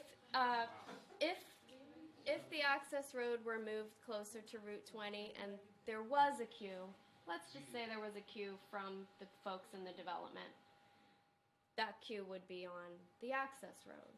So if it were, I'm just suggesting exploring moving the access road closer to Route 20. I don't know. Right, so the access road was placed to kind of optimize sightlines, both Okay. up to Route 20 as well as to the south, because there was a curve there. Okay. So we have So to it's be already really- at the, We're kind of at the point where we want to be with respect Okay. to safety. We'd like to see at least 100 to 200 feet from Route 20, so people come around the corners and turn from Route 20 onto Stony what Hill are we road. at? Do you know off the top of your head? 300? We're about 300 feet right now. Okay. That's all I had at the moment. Okay. Anybody else up here? Dale? I don't understand how we can talk about what might be best at Phase 1 unless we're talking about Phase 1 and Phase 2 at the same time. Okay? None of this has to do with Phase 2, correct? No, but I think we were all pretty much in agreement on Phase 2 in that we will not allow full access onto Stony Hill Road.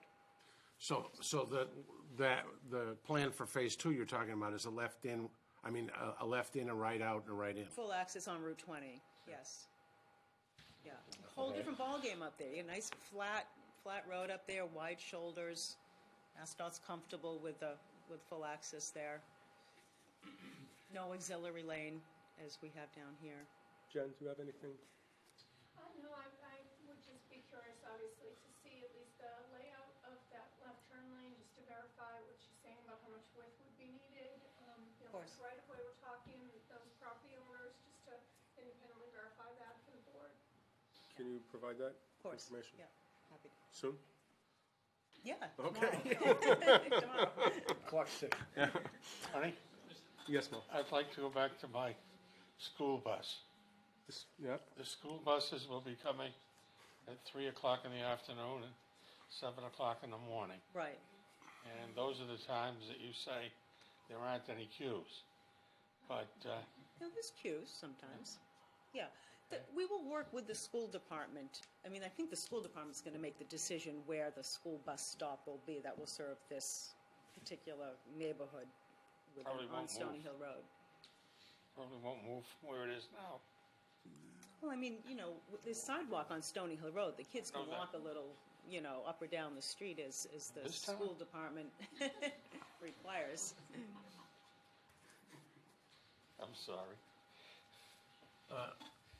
Mr. Israedi, did I understand you say that there's no place in the neighborhood where you can put in a dedicated U-turn on Route 20? That's correct. So Stony Hill East, that's not possible? I don't think so. I'm not sure what you're asking for. If people could go out of Stony Hill West, take a right, Yeah. and make a U-turn at Stony Hill East at a traffic light. I understand that Mass DOT doesn't want a traffic light there because they don't find that there's sufficient volume. At Stony Hill East, you said? Yes. No, MassDOT was fine with the signal there. But they won't You allow were the not fine traffic with to come out of Stony Hill West to go that way. They'll require them to come all the way around and out to that light To make the warrant. to meet the traffic law. That doesn't make any sense. That's how you get the numbers. No, but I understand that's how, we were here before. Right. And I just think that's ridiculous. I'll have to say that again. You know, if you make it terrible over here, then you can have a light over there. I don't understand why it doesn't make sense to have a light where you can make a U-turn, so that everybody who wants to go west on Route 20 can take a right and make a U-turn just down the road. I think that'd be safe for everybody. Does that not make sense? And we Am explored I- doing a signal at, I mean, you've got the design is right there. I mean, that's the signal at the easterly. Right, and there's that signal, is it possible to have a U-turn But only if from west to east? Right, yeah, you'd have to do something like You need more width. bringing You people need in another like lane, this, right? So you would bring them onto Stony Hill Road, and then they would come up, make a left turn here, and then they'd be able to go left. Is that what you mean? No, I'm talking about a conventional U-turn in the middle of the road. Oh, like. You know, a just left reverse arrow. direction. You Oh, sit I there, see. you wait to make a left, and There'd be probably have space to make a significant left. widening on Route 20 to accommodate that. That's why I'm Because you've got to asking, be able to yeah. get the trucks to be able to make that U-turn as well. And they're going to need a lot of room. Probably is going to affect property over here as well. well, And like I said, if we're going to do a signal here, then you've got to be comfortable with this arrangement down here on the west leg, right in, right out. So people coming in at the signal down here at the easterly end are going to, we talked about this, or Courtney talked about this, is about probably additional 80 cars during the peak hours that will travel on Stony Hill Road to access houses in this area. no, I'm not following you now. To justify the light. Right, but I'm sorry, I don't trust MassDOT to make sensible But that's decisions. what the decision is. There's Stay on nothing, the it's not road, worth I mean- exploring it here stay because road, it doesn't yeah. matter. You may not be happy with it, but that's the way it is. The end. I mean, you've met with MassDOT. I think town staff has heard this from MassDOT. This isn't just coming from me. I mean, Well, I wouldn't give up so easy. I'm not saying you're giving up easily, but I would think that some sense could be made out of not adding queues, left-hand turn queues, out of Stony Hill East or West. And, I mean, we're talking about safety, those are dangerous. And putting a light someplace is going to benefit all of the residents on Stony Hill, and certainly your You're project. preaching to the choir. Yeah, I mean, we would have been very happy with the signal at either end. And I think we've explained over and over again why that hasn't happened. Well, you have. Okay, I'm done. Okay, Dan? Just a quick question to the traffic engineer. You mentioned that MassDOT had geometric concerns with the with the signal at Stony Hill West. Correct. Geometric concerns and the skill in this one. Can you explain what that means? What were the Yeah, geometric the concern would be is if you put a signal there and people saw the red light, they were coming down the hill, for instance, on a rainy day or a day with snow on Route 20, they would be more rare end collisions on Route 20. But wouldn't that be the same concern with people taking a left turn out of Stony Hill Road without a signal?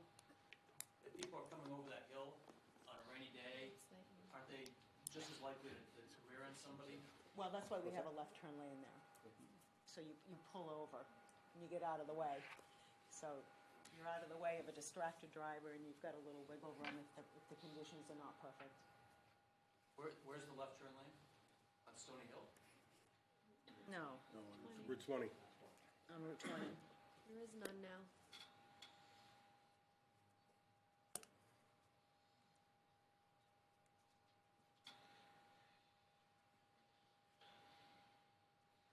It's right here. Okay? Right, that's for people who are coming down Route 20 to take a left on Stony Hill. Correct. But wasn't the concern that MassDOT had with geometry Route 20 that there's a hill there? Yes, this hill, right here. Right. So you come over the crest and you come down and the queue, I mean, there's 2,000 cars out on Route 20. Those queues are going to be very long. But they were concerned about rear-end collisions? Yes. As signal? Yes. Very common type of collision. I guess my Is a question. rear end at a traffic signal. Maybe it's more of a point. But it seems to me, if they're concerned about rear-end collisions with signal, why would the concern be any less if it wasn't a signal? If cars are pulling out of Stony Hill, taking a left on Route 20? Wouldn't there still Now, be? you're talking about the left turn here? Yeah. Yeah. Why wouldn't there be rear end collisions here on Stony Hill Road? MassDOT is concerned about people barreling down the hill here and not stopping in time and hitting people who are stopped at a light. Isn't there the same concern if the geometry is the same with cars coming down here and not paying attention and hitting people who are taking a left out of here? I mean, isn't These guys are under stop control. They absolutely have to stop. They can't go until they have a available gap on Route 20 to pull out. I'm not worried about these people. I'm worried about these people hitting. Like, isn't that the same geometric concern? No. No, it's not. They're waiting to pull out. Yeah, they have to wait. And the other people coming down Route 20 are continuing to go. The traffic light is, I'm going to have to stop. No, That when they queue's speed going to up. be, that queue's going to be up here somewhere. They're going to come over that hill and boom, they're So, I going to mean, be looking is at that the back. issue, is that those cars are going to be so much further back that there's less time once they come over the crest Right, before exactly. they get into the danger area? And frankly, the primary thing is that we don't have the volumes to support a signal there. So there's really two Well, very I know important that, issues there. I don't think that's the primary issue, because they would have accepted one down the other end, so you could No, have we done the had same. volumes down there. We had the volumes So you down could there by have doing the directed the traffic in the other restrictions. direction, right? So Yeah. you could have done one there. You would have had the same issue. Cars from that end would have to come around this way. But I do think, my understanding of what DOT's concern was, was the geometric issue. It was a big concern of theirs, yes.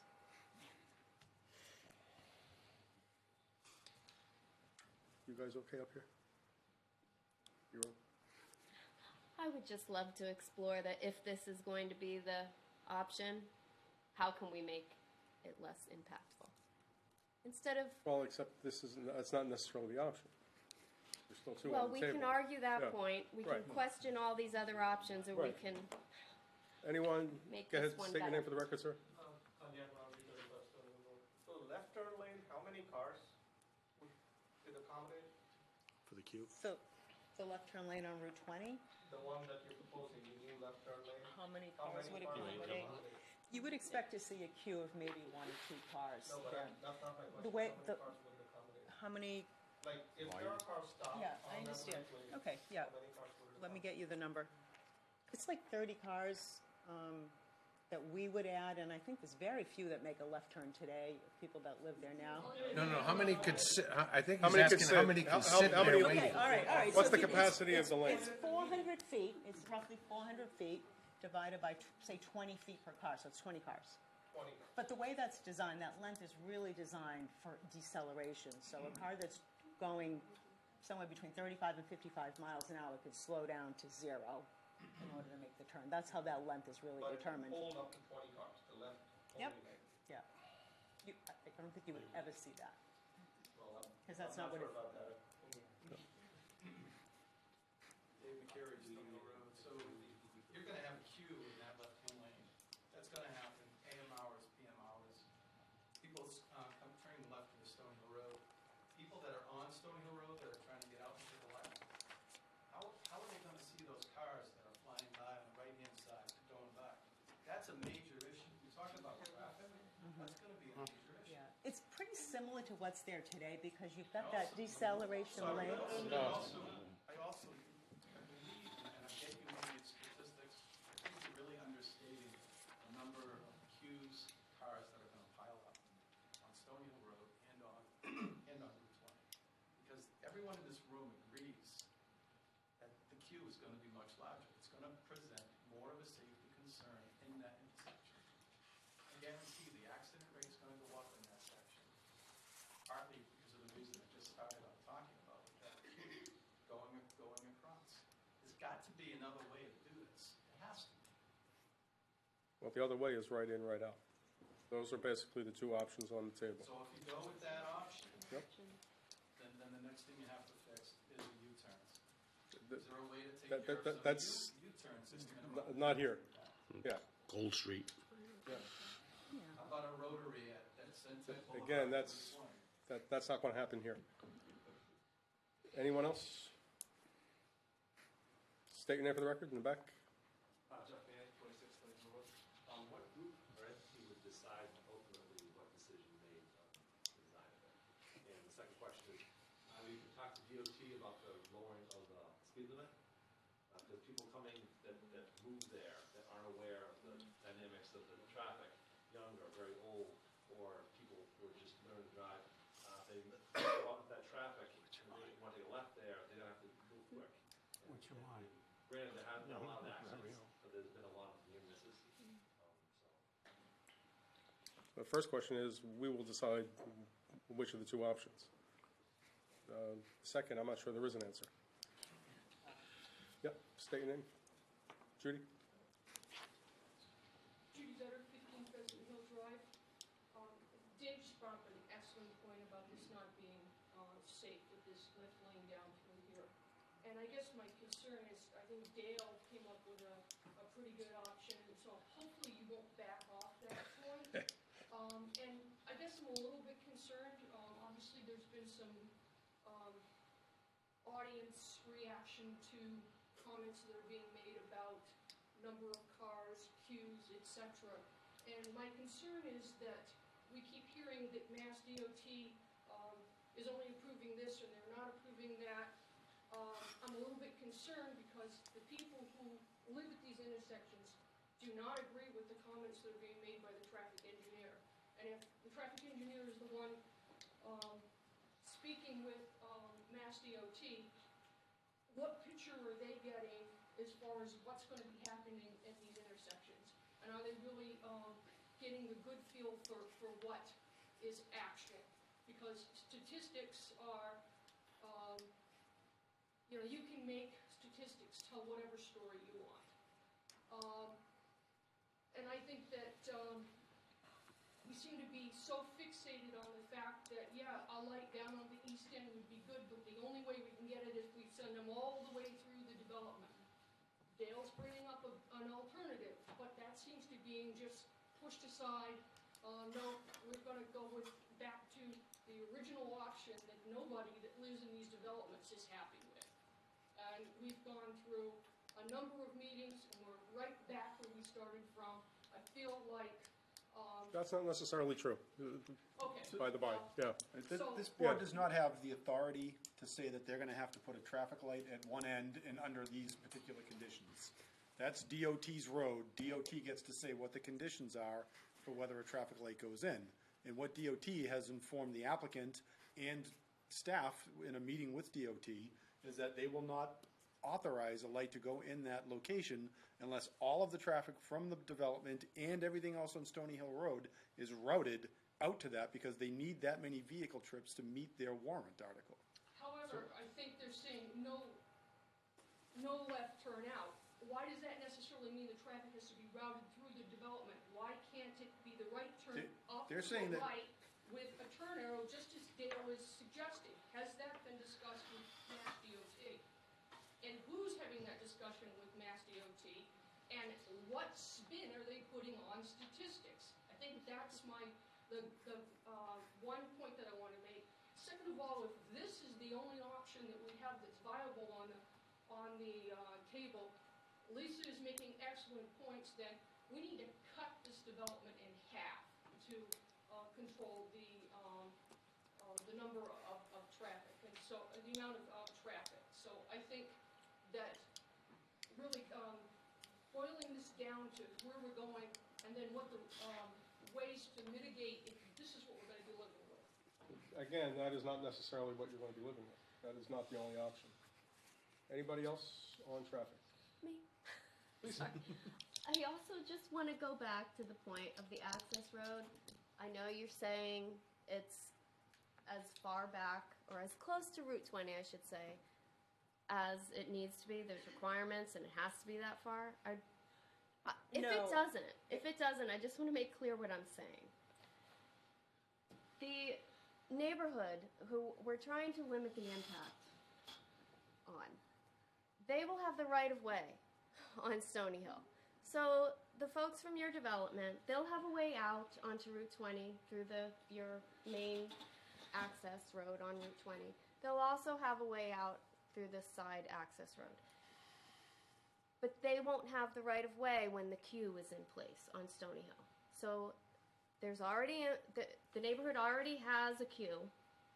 If we can limit the impact of the development onto that queue, that would be wonderful. By moving the access road closer to Route 20, maybe that makes it less. That's all I'm pointing out. If we have to go with this option. And also, I don't know about cutting it in half, but let's cut the number of. Cut 13% already. Well, fine, that's not enough, in my opinion. And I said back when I said I had an issue with Phase 1 and its density in the first place, Mel he had an issue with the height of the buildings in Phase 2, and Fran wonderfully conceded right then and there that, okay, we don't need that top floor. And I stated then, okay, that's great, but let's hold off on concessions because we need to look at this whole picture. Yes, you lessened it by 13%, but we have all these other issues. It needs to go down even more, in my opinion. Let's lessen the impact and not, and that's all I'm going to say. Okay, Jen? I have a question. Nancy, can you evaluate whether there is a location closer to Route 20 that still will meet the minimum sight lines? I know you said you maximized the sight lines tried, into right. this location, but perhaps there is a location 100 feet further to the Right. north that still Yes. will meet the minimum sight lines. Something to make this We can better. look at that. How does that impact the rest of the development? I don't know. Hold on a second. Mel, go ahead. Yeah, one thing that we're not taking into account, or the neighbors aren't taking into account, is this is a 40B. We can only push so far. I've said it all along. You can approve it with conditions, can deny it, and then Hack will come in and design it. I don't want Hack in town. They'll only come here for the initial hearing.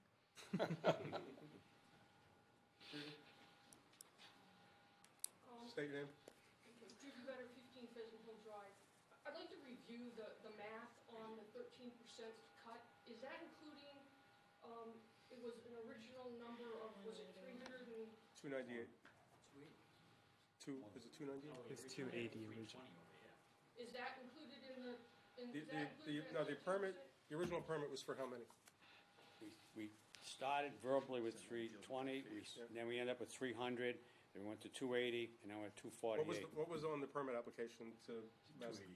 280, I believe, yeah. And we're at 248 now. 248 now. Okay. so the 13% number is, what was the starting number to get to the 13%? 280. 280, okay. So I was going to say, originally when you're talking about it, Mass DOT said that a maximum size could be 300. So if we were starting at 320, that wasn't right.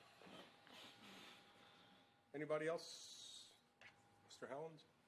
Jeff Allen, town engineer.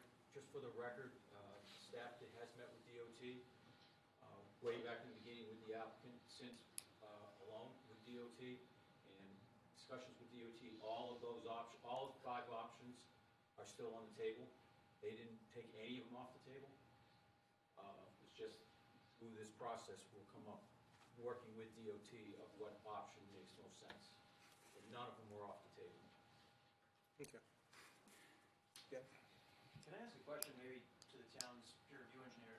Are there any other circumstances besides traffic volume, that Mass DOT would consider adding signals to an intersection? It just seems to me that that seems very arbitrary, that there might be other reasons to put a traffic signal in an intersection. There are, but there's none of them are present here because there isn't a high crash history. There isn't a school crossing. There isn't a railroad crossing. You know, there are a number of other reasons, but none of them are present in this location. There are, even in the traffic volume thresholds, a number of different conditions, but unfortunately, without the traffic from both ends being added together, you don't meet any of those thresholds. Anybody else? I don't know that I can support any of these options. I don't know when we get to vote on this. I can't support any of these options, and I think the residents are with me on that.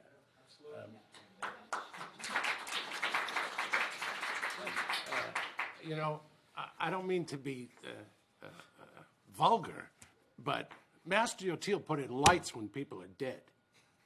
That's when they'll put in lights. And that's a lousy logic to be using when we've got hundreds of people's lives being affected. Unfortunately, that doesn't impact on us right now for this. Well, we still need to come up with a plan, and we still need to come up with a decision. Well, but I'm saying if we have 5 plans to choose from, or 2 viable plans, I can't vote for any of them. Then you can abstain on that decision. I'm taking Judy's advice. I'm pushing for Plan 6. Okay. Really, I mean, really. This is probably the biggest issue that we're dealing with on this site. And we're talking about people's lives and being in danger. And I can understand the residents saying, look, none of these plans work. They don't work for anybody here. And someplace we got to figure out how we talk to DOT and say, look, a light here someplace makes sense without forcing people to drive through the neighborhood, because that doesn't make any sense at all. Well, you have 21 days. Anybody else? State your name for the record. Stony Hill Road. Can anything more be done from the town's perspective with the people that they've talked to that's creating the issue of not being able to get what they want for the access? Can the town get involved with those people? Would you say YRC was Right. one of them, right? Yeah, yeah. Can the town get involved with any of that? To talk to them, to try to, The other owners. The town, knowing what's going on here, because obviously this is a huge issue for us. yes, in theory, the town could get involved. The town could do the taking itself, although this is a state road. That would be kind of unusual for the town to do a taking for a state road. The town could petition the state to do a taking for work within the state road. All of that, though, is outside of this board's process. But this, between the ZBA and the Board of Selectmen, I think everyone is probably in agreement that this is the right thing to do. So it sounds like we get a lot of people behind us that let's go down, let's explore that option, let's see what we can do with that. Would it be appropriate for someone from the town to independently verify with the property owners that they aren't willing to come to any agreement? Yeah. Yeah, and I would request, I was going to request you had, Fran and Nancy, you had mentioned that you received denial letters from, if those could be submitted. Yeah, okay. He has it right there. A letter and an email from Wolf Friedman from Wyoming down the process.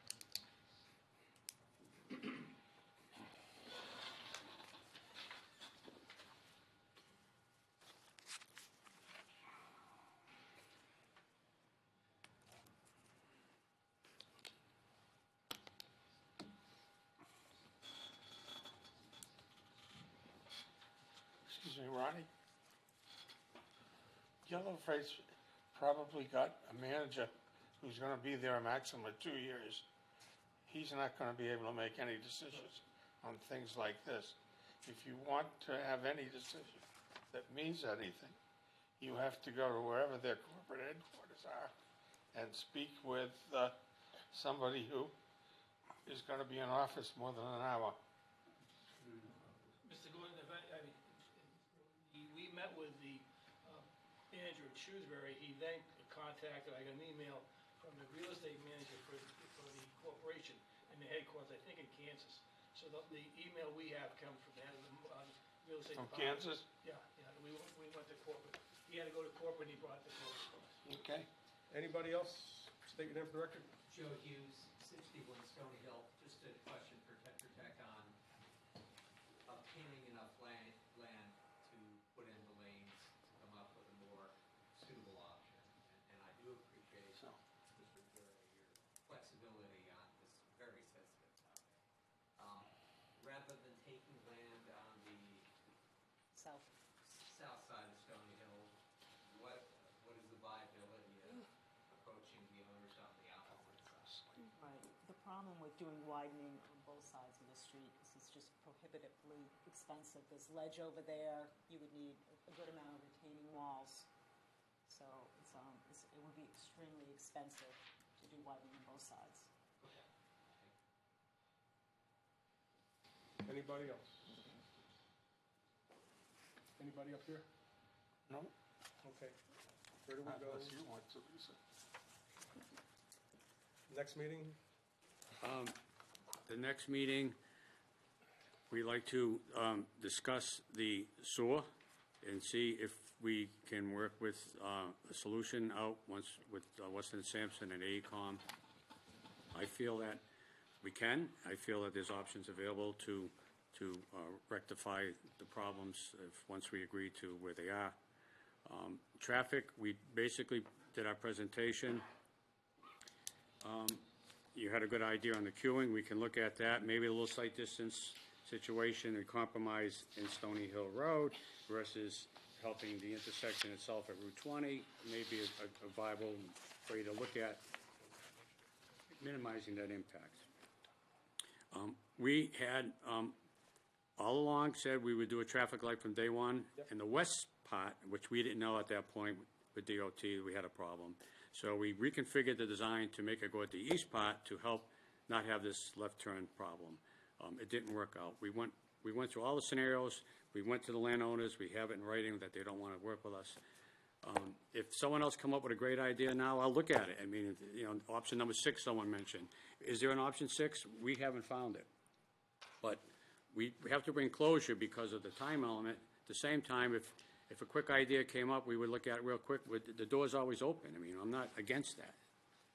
In your view, is there an option 6 out there? I don't think that there is another option. I do think that they have exhaustively looked at what the different options are for access. I do think that the town and the board, should keep those options in mind. I know one of the board members is very much in support of a signal. That is possible at the east entrance. I know obviously every one of the options has pluses and minuses. That signal will provide a safety for everyone on that roadway. I mean, that does provide that. Then there is the plain right in, right out option, and then there's also the left turn lane going to Stone Hill, the west entrance, and having no traffic on Stone Hill. But I think really those are the 3 options that are still acceptable by DOT and would accommodate the traffic. Okay. Judy? I State guess your name for the record, please. Judy Better, 15 Pheasant Hill Drive. I guess one of the things, because the light is still being talked about, when that was being discussed, it was said that the light wouldn't go in until phase 2 was done. I think one of the concerns that we have is that if they build phase 1 and phase 2 doesn't get built, or there's several years in between, we could be left with a terrible traffic situation waiting for the panacea of the light. I would ask that the board, if we end up with a light at one end, the east end, that happen at the beginning of phase 1 and not at the end of phase 2. I believe, again, that was a Mass DOT issue. Well, that's something I wish the board would just at least take under advisement. I think that could end up with the worst scenario if that light is a number of years. And I guess the other thing, and I'm going to repeat a story that I heard, but Digital Equipment, which was up on South Street, that light that went in, it was over 5 years from the time that they requested the light that the light got put in. Actually, Digital was gone by the time the light got put in. So I think that if you look, there's some precedent precedence for my concern on, like, if we do start putting our eggs in the basket of a light, when would this light actually materialize? That is a very real concern, and that is certainly something that we can have a conversation with Mass DOT about, because they were very much in support of that concept. I believe, just based on the meeting that we attended with staff and with the developer, in some ways they support that alternative more than this alternative even, because they want to encourage people to make the turns at the safer location. So there may be some flexibility there as to when that traffic signal could be installed. Okay. And I'm certainly happy to make a phone call to discuss that. And the board could always impose a condition that there'll be no occupancy permits for any of the buildings in the first phase until the traffic light is put in, if that's the direction the board wants to go. So that really isn't dependent on DOT, other than them approving there being a traffic light there, which is obviously dependent on that. Mr. Hill? Mr. Chairman, you seem like you're transitioning to out of traffic, and I did have a couple of additional comments, if I could make them briefly. Just first on the traffic, again, it sounded to me that Jennifer was suggesting that she should be vetting the analysis that was done by the developer's traffic engineer in terms of that left turn lanes. I think that should be an action item for next meeting. I also had some comments about stormwater, and I don't know if this is, I know it's off topic for tonight, but in my opinion, just looking at the Gray's engineering review and the response that was provided by Wayne's firm, there were a lot of deficiencies that Jeff Walsh had flagged in his review letter, and a lot of the responses back from the developer to those comments were, we'll incorporate the changes in our next set of plans. But that hasn't been filed, and so Jeff hasn't reviewed any changes, and now we've got 3 weeks until the hearing has been closed. There was also, some of the comments with respect to drainage were, we're going to be filing an application to the Conservation Commission. So these issues will be reviewed then. Ordinarily that might be fine, but in this case, the town has a local stormwater bylaw, which hasn't even been addressed or discussed here during this hearing. And that bylaw contains standards that are more strict than state law. In those circumstances, it's not appropriate for the developer to suggest that this all can be set aside for a later date. These are ripe for the zoning board's review. You have the authority. You step into the shoes of the town board that issues a stormwater permit to review this project's compliance with the stormwater bylaw and to see if there's any waivers from that bylaw. I can tell you, I've read it. It's 13 pages. There's standards in there that are more strict than state law. So it goes to the larger point that I think more review has to be done. Just like there's open issues with sewer, I think there's open issues with stormwater. And I think this hearing shouldn't be closed until those issues get resolved.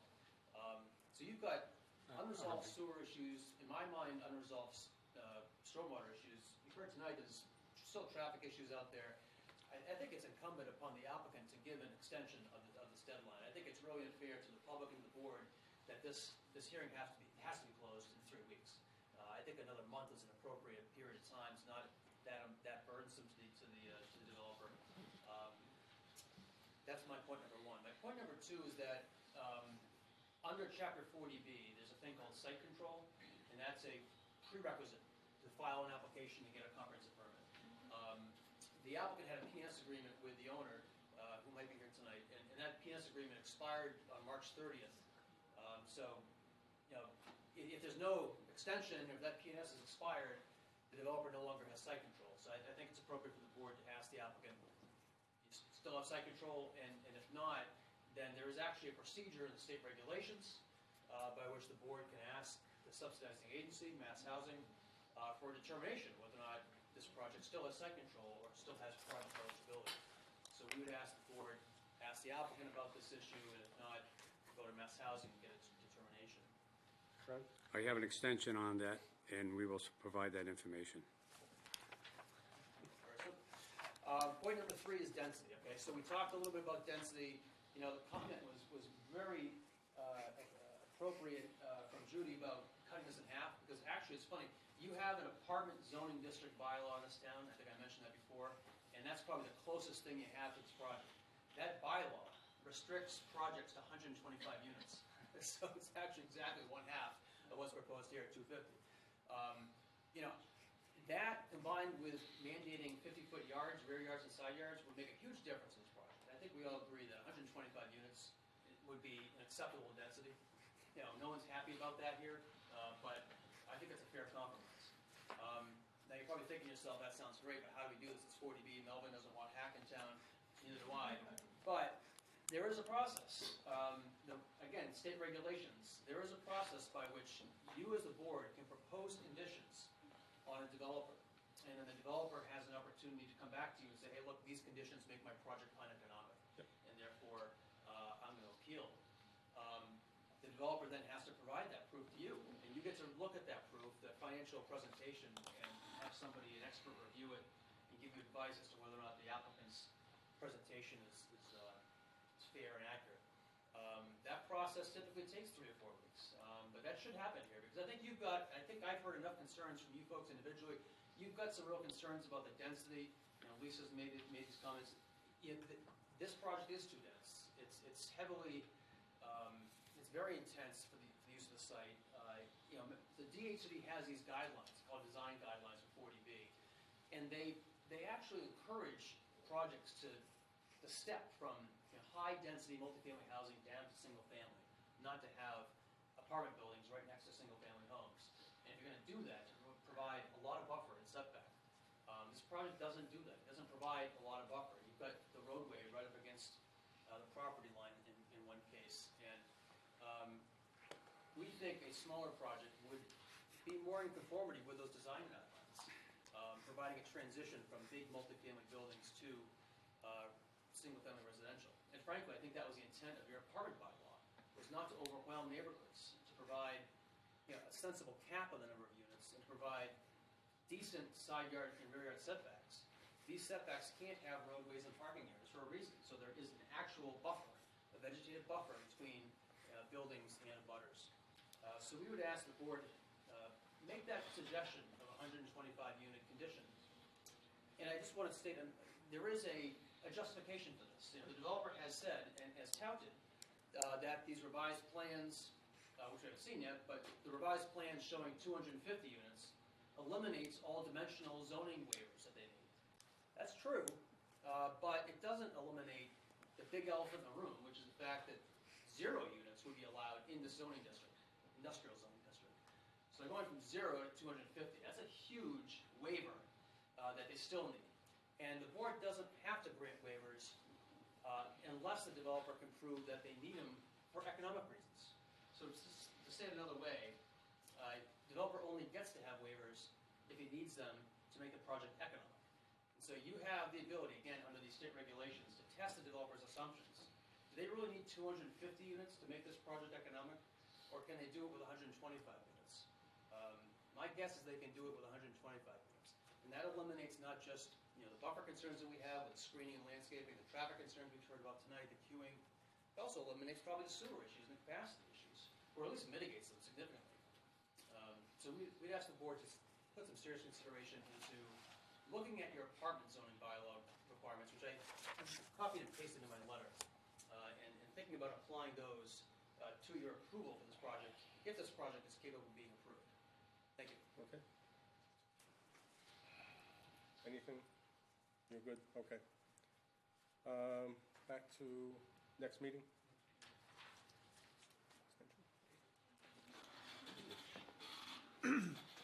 So the question was raised whether or not we actually have sufficient time, given the amount of information that's necessary to complete this project, to actually get it done by May 31st. So what was your reaction I to think that? we need to have a work session. I'm sorry? I think we need to have a work session next week. Okay. And see where we are at the work session, to see what the probability is to solve these in the time frame that we have. Then if the extension is needed, I would consider that. Okay, I mean, I think it is a fair point with regard to the stormwater that back in January or February, there was a statement that they were going to be forthcoming plans showing the stormwater changes, and they haven't been received yet, and they have not been reviewed. So that is going to put a bit of a time crunch. Understood. On the board's peer review engineer, even if you get them out next week, for him to have reviewed them within 2 weeks. So we can address it on the 31st. I'm open-minded to an extension. Okay. I think the next work session, we'll look at all those items, stormwater, sewer, traffic. whatever it is, and then we'll make that decision, and we'll be glad to entertain that. Okay. Our next meeting is when? It's Tuesday, May 31st. Okay. Can you have it one earlier than that? Well, I think we've entertained that idea, but next week we do have town meeting.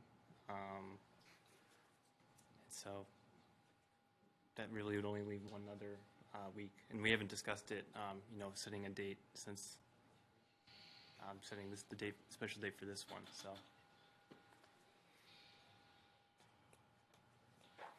If you checked if there are rooms. Would there, well, the other question is, would anything have changed? Well, I mean, Right. that's Yeah. the question, yeah. Is there any more information going to be submitted within 2 weeks to be reviewed? When was the next meeting? I'm sorry. May 31st, 3 weeks. May 31st? At time?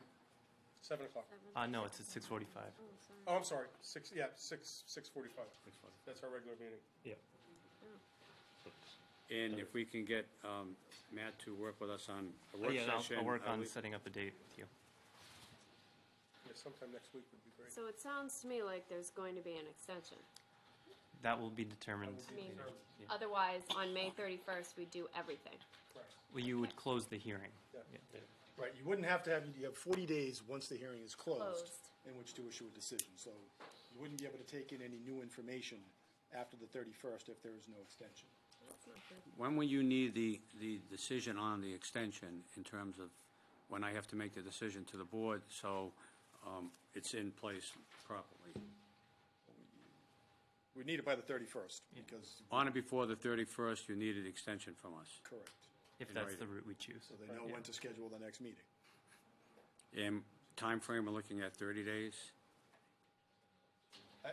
Initially, I think, but I don't know how long it's going to take. All right, so if we granted a 30-day extension and we're not completed everything, we can grant another 30-day extension? Okay. What about the work session, the date? Sometime next week. Yeah, I'll work Set on that up, scheduling yeah. that with you. Provided Okay. our peer reviewer can be there, right? Correct. For sewer especially. Okay, I think we can work that out. Okay, all right, thank you. Thank you. Oh, you have to vote to continue. Yeah, so can I get a motion? I move that we continue this hearing to May 31st at 6:45. Second? Second. All in favor? Aye. Anyone opposed? Is there any new business or old business? There's nothing else on the agenda, so you can vote to close. Can I get a motion? I move to adjourn this meeting. Can I get a second? Sorry, adjourn. Adjourn. Can I get a second? Second. All in favor? Aye. Anyone opposed?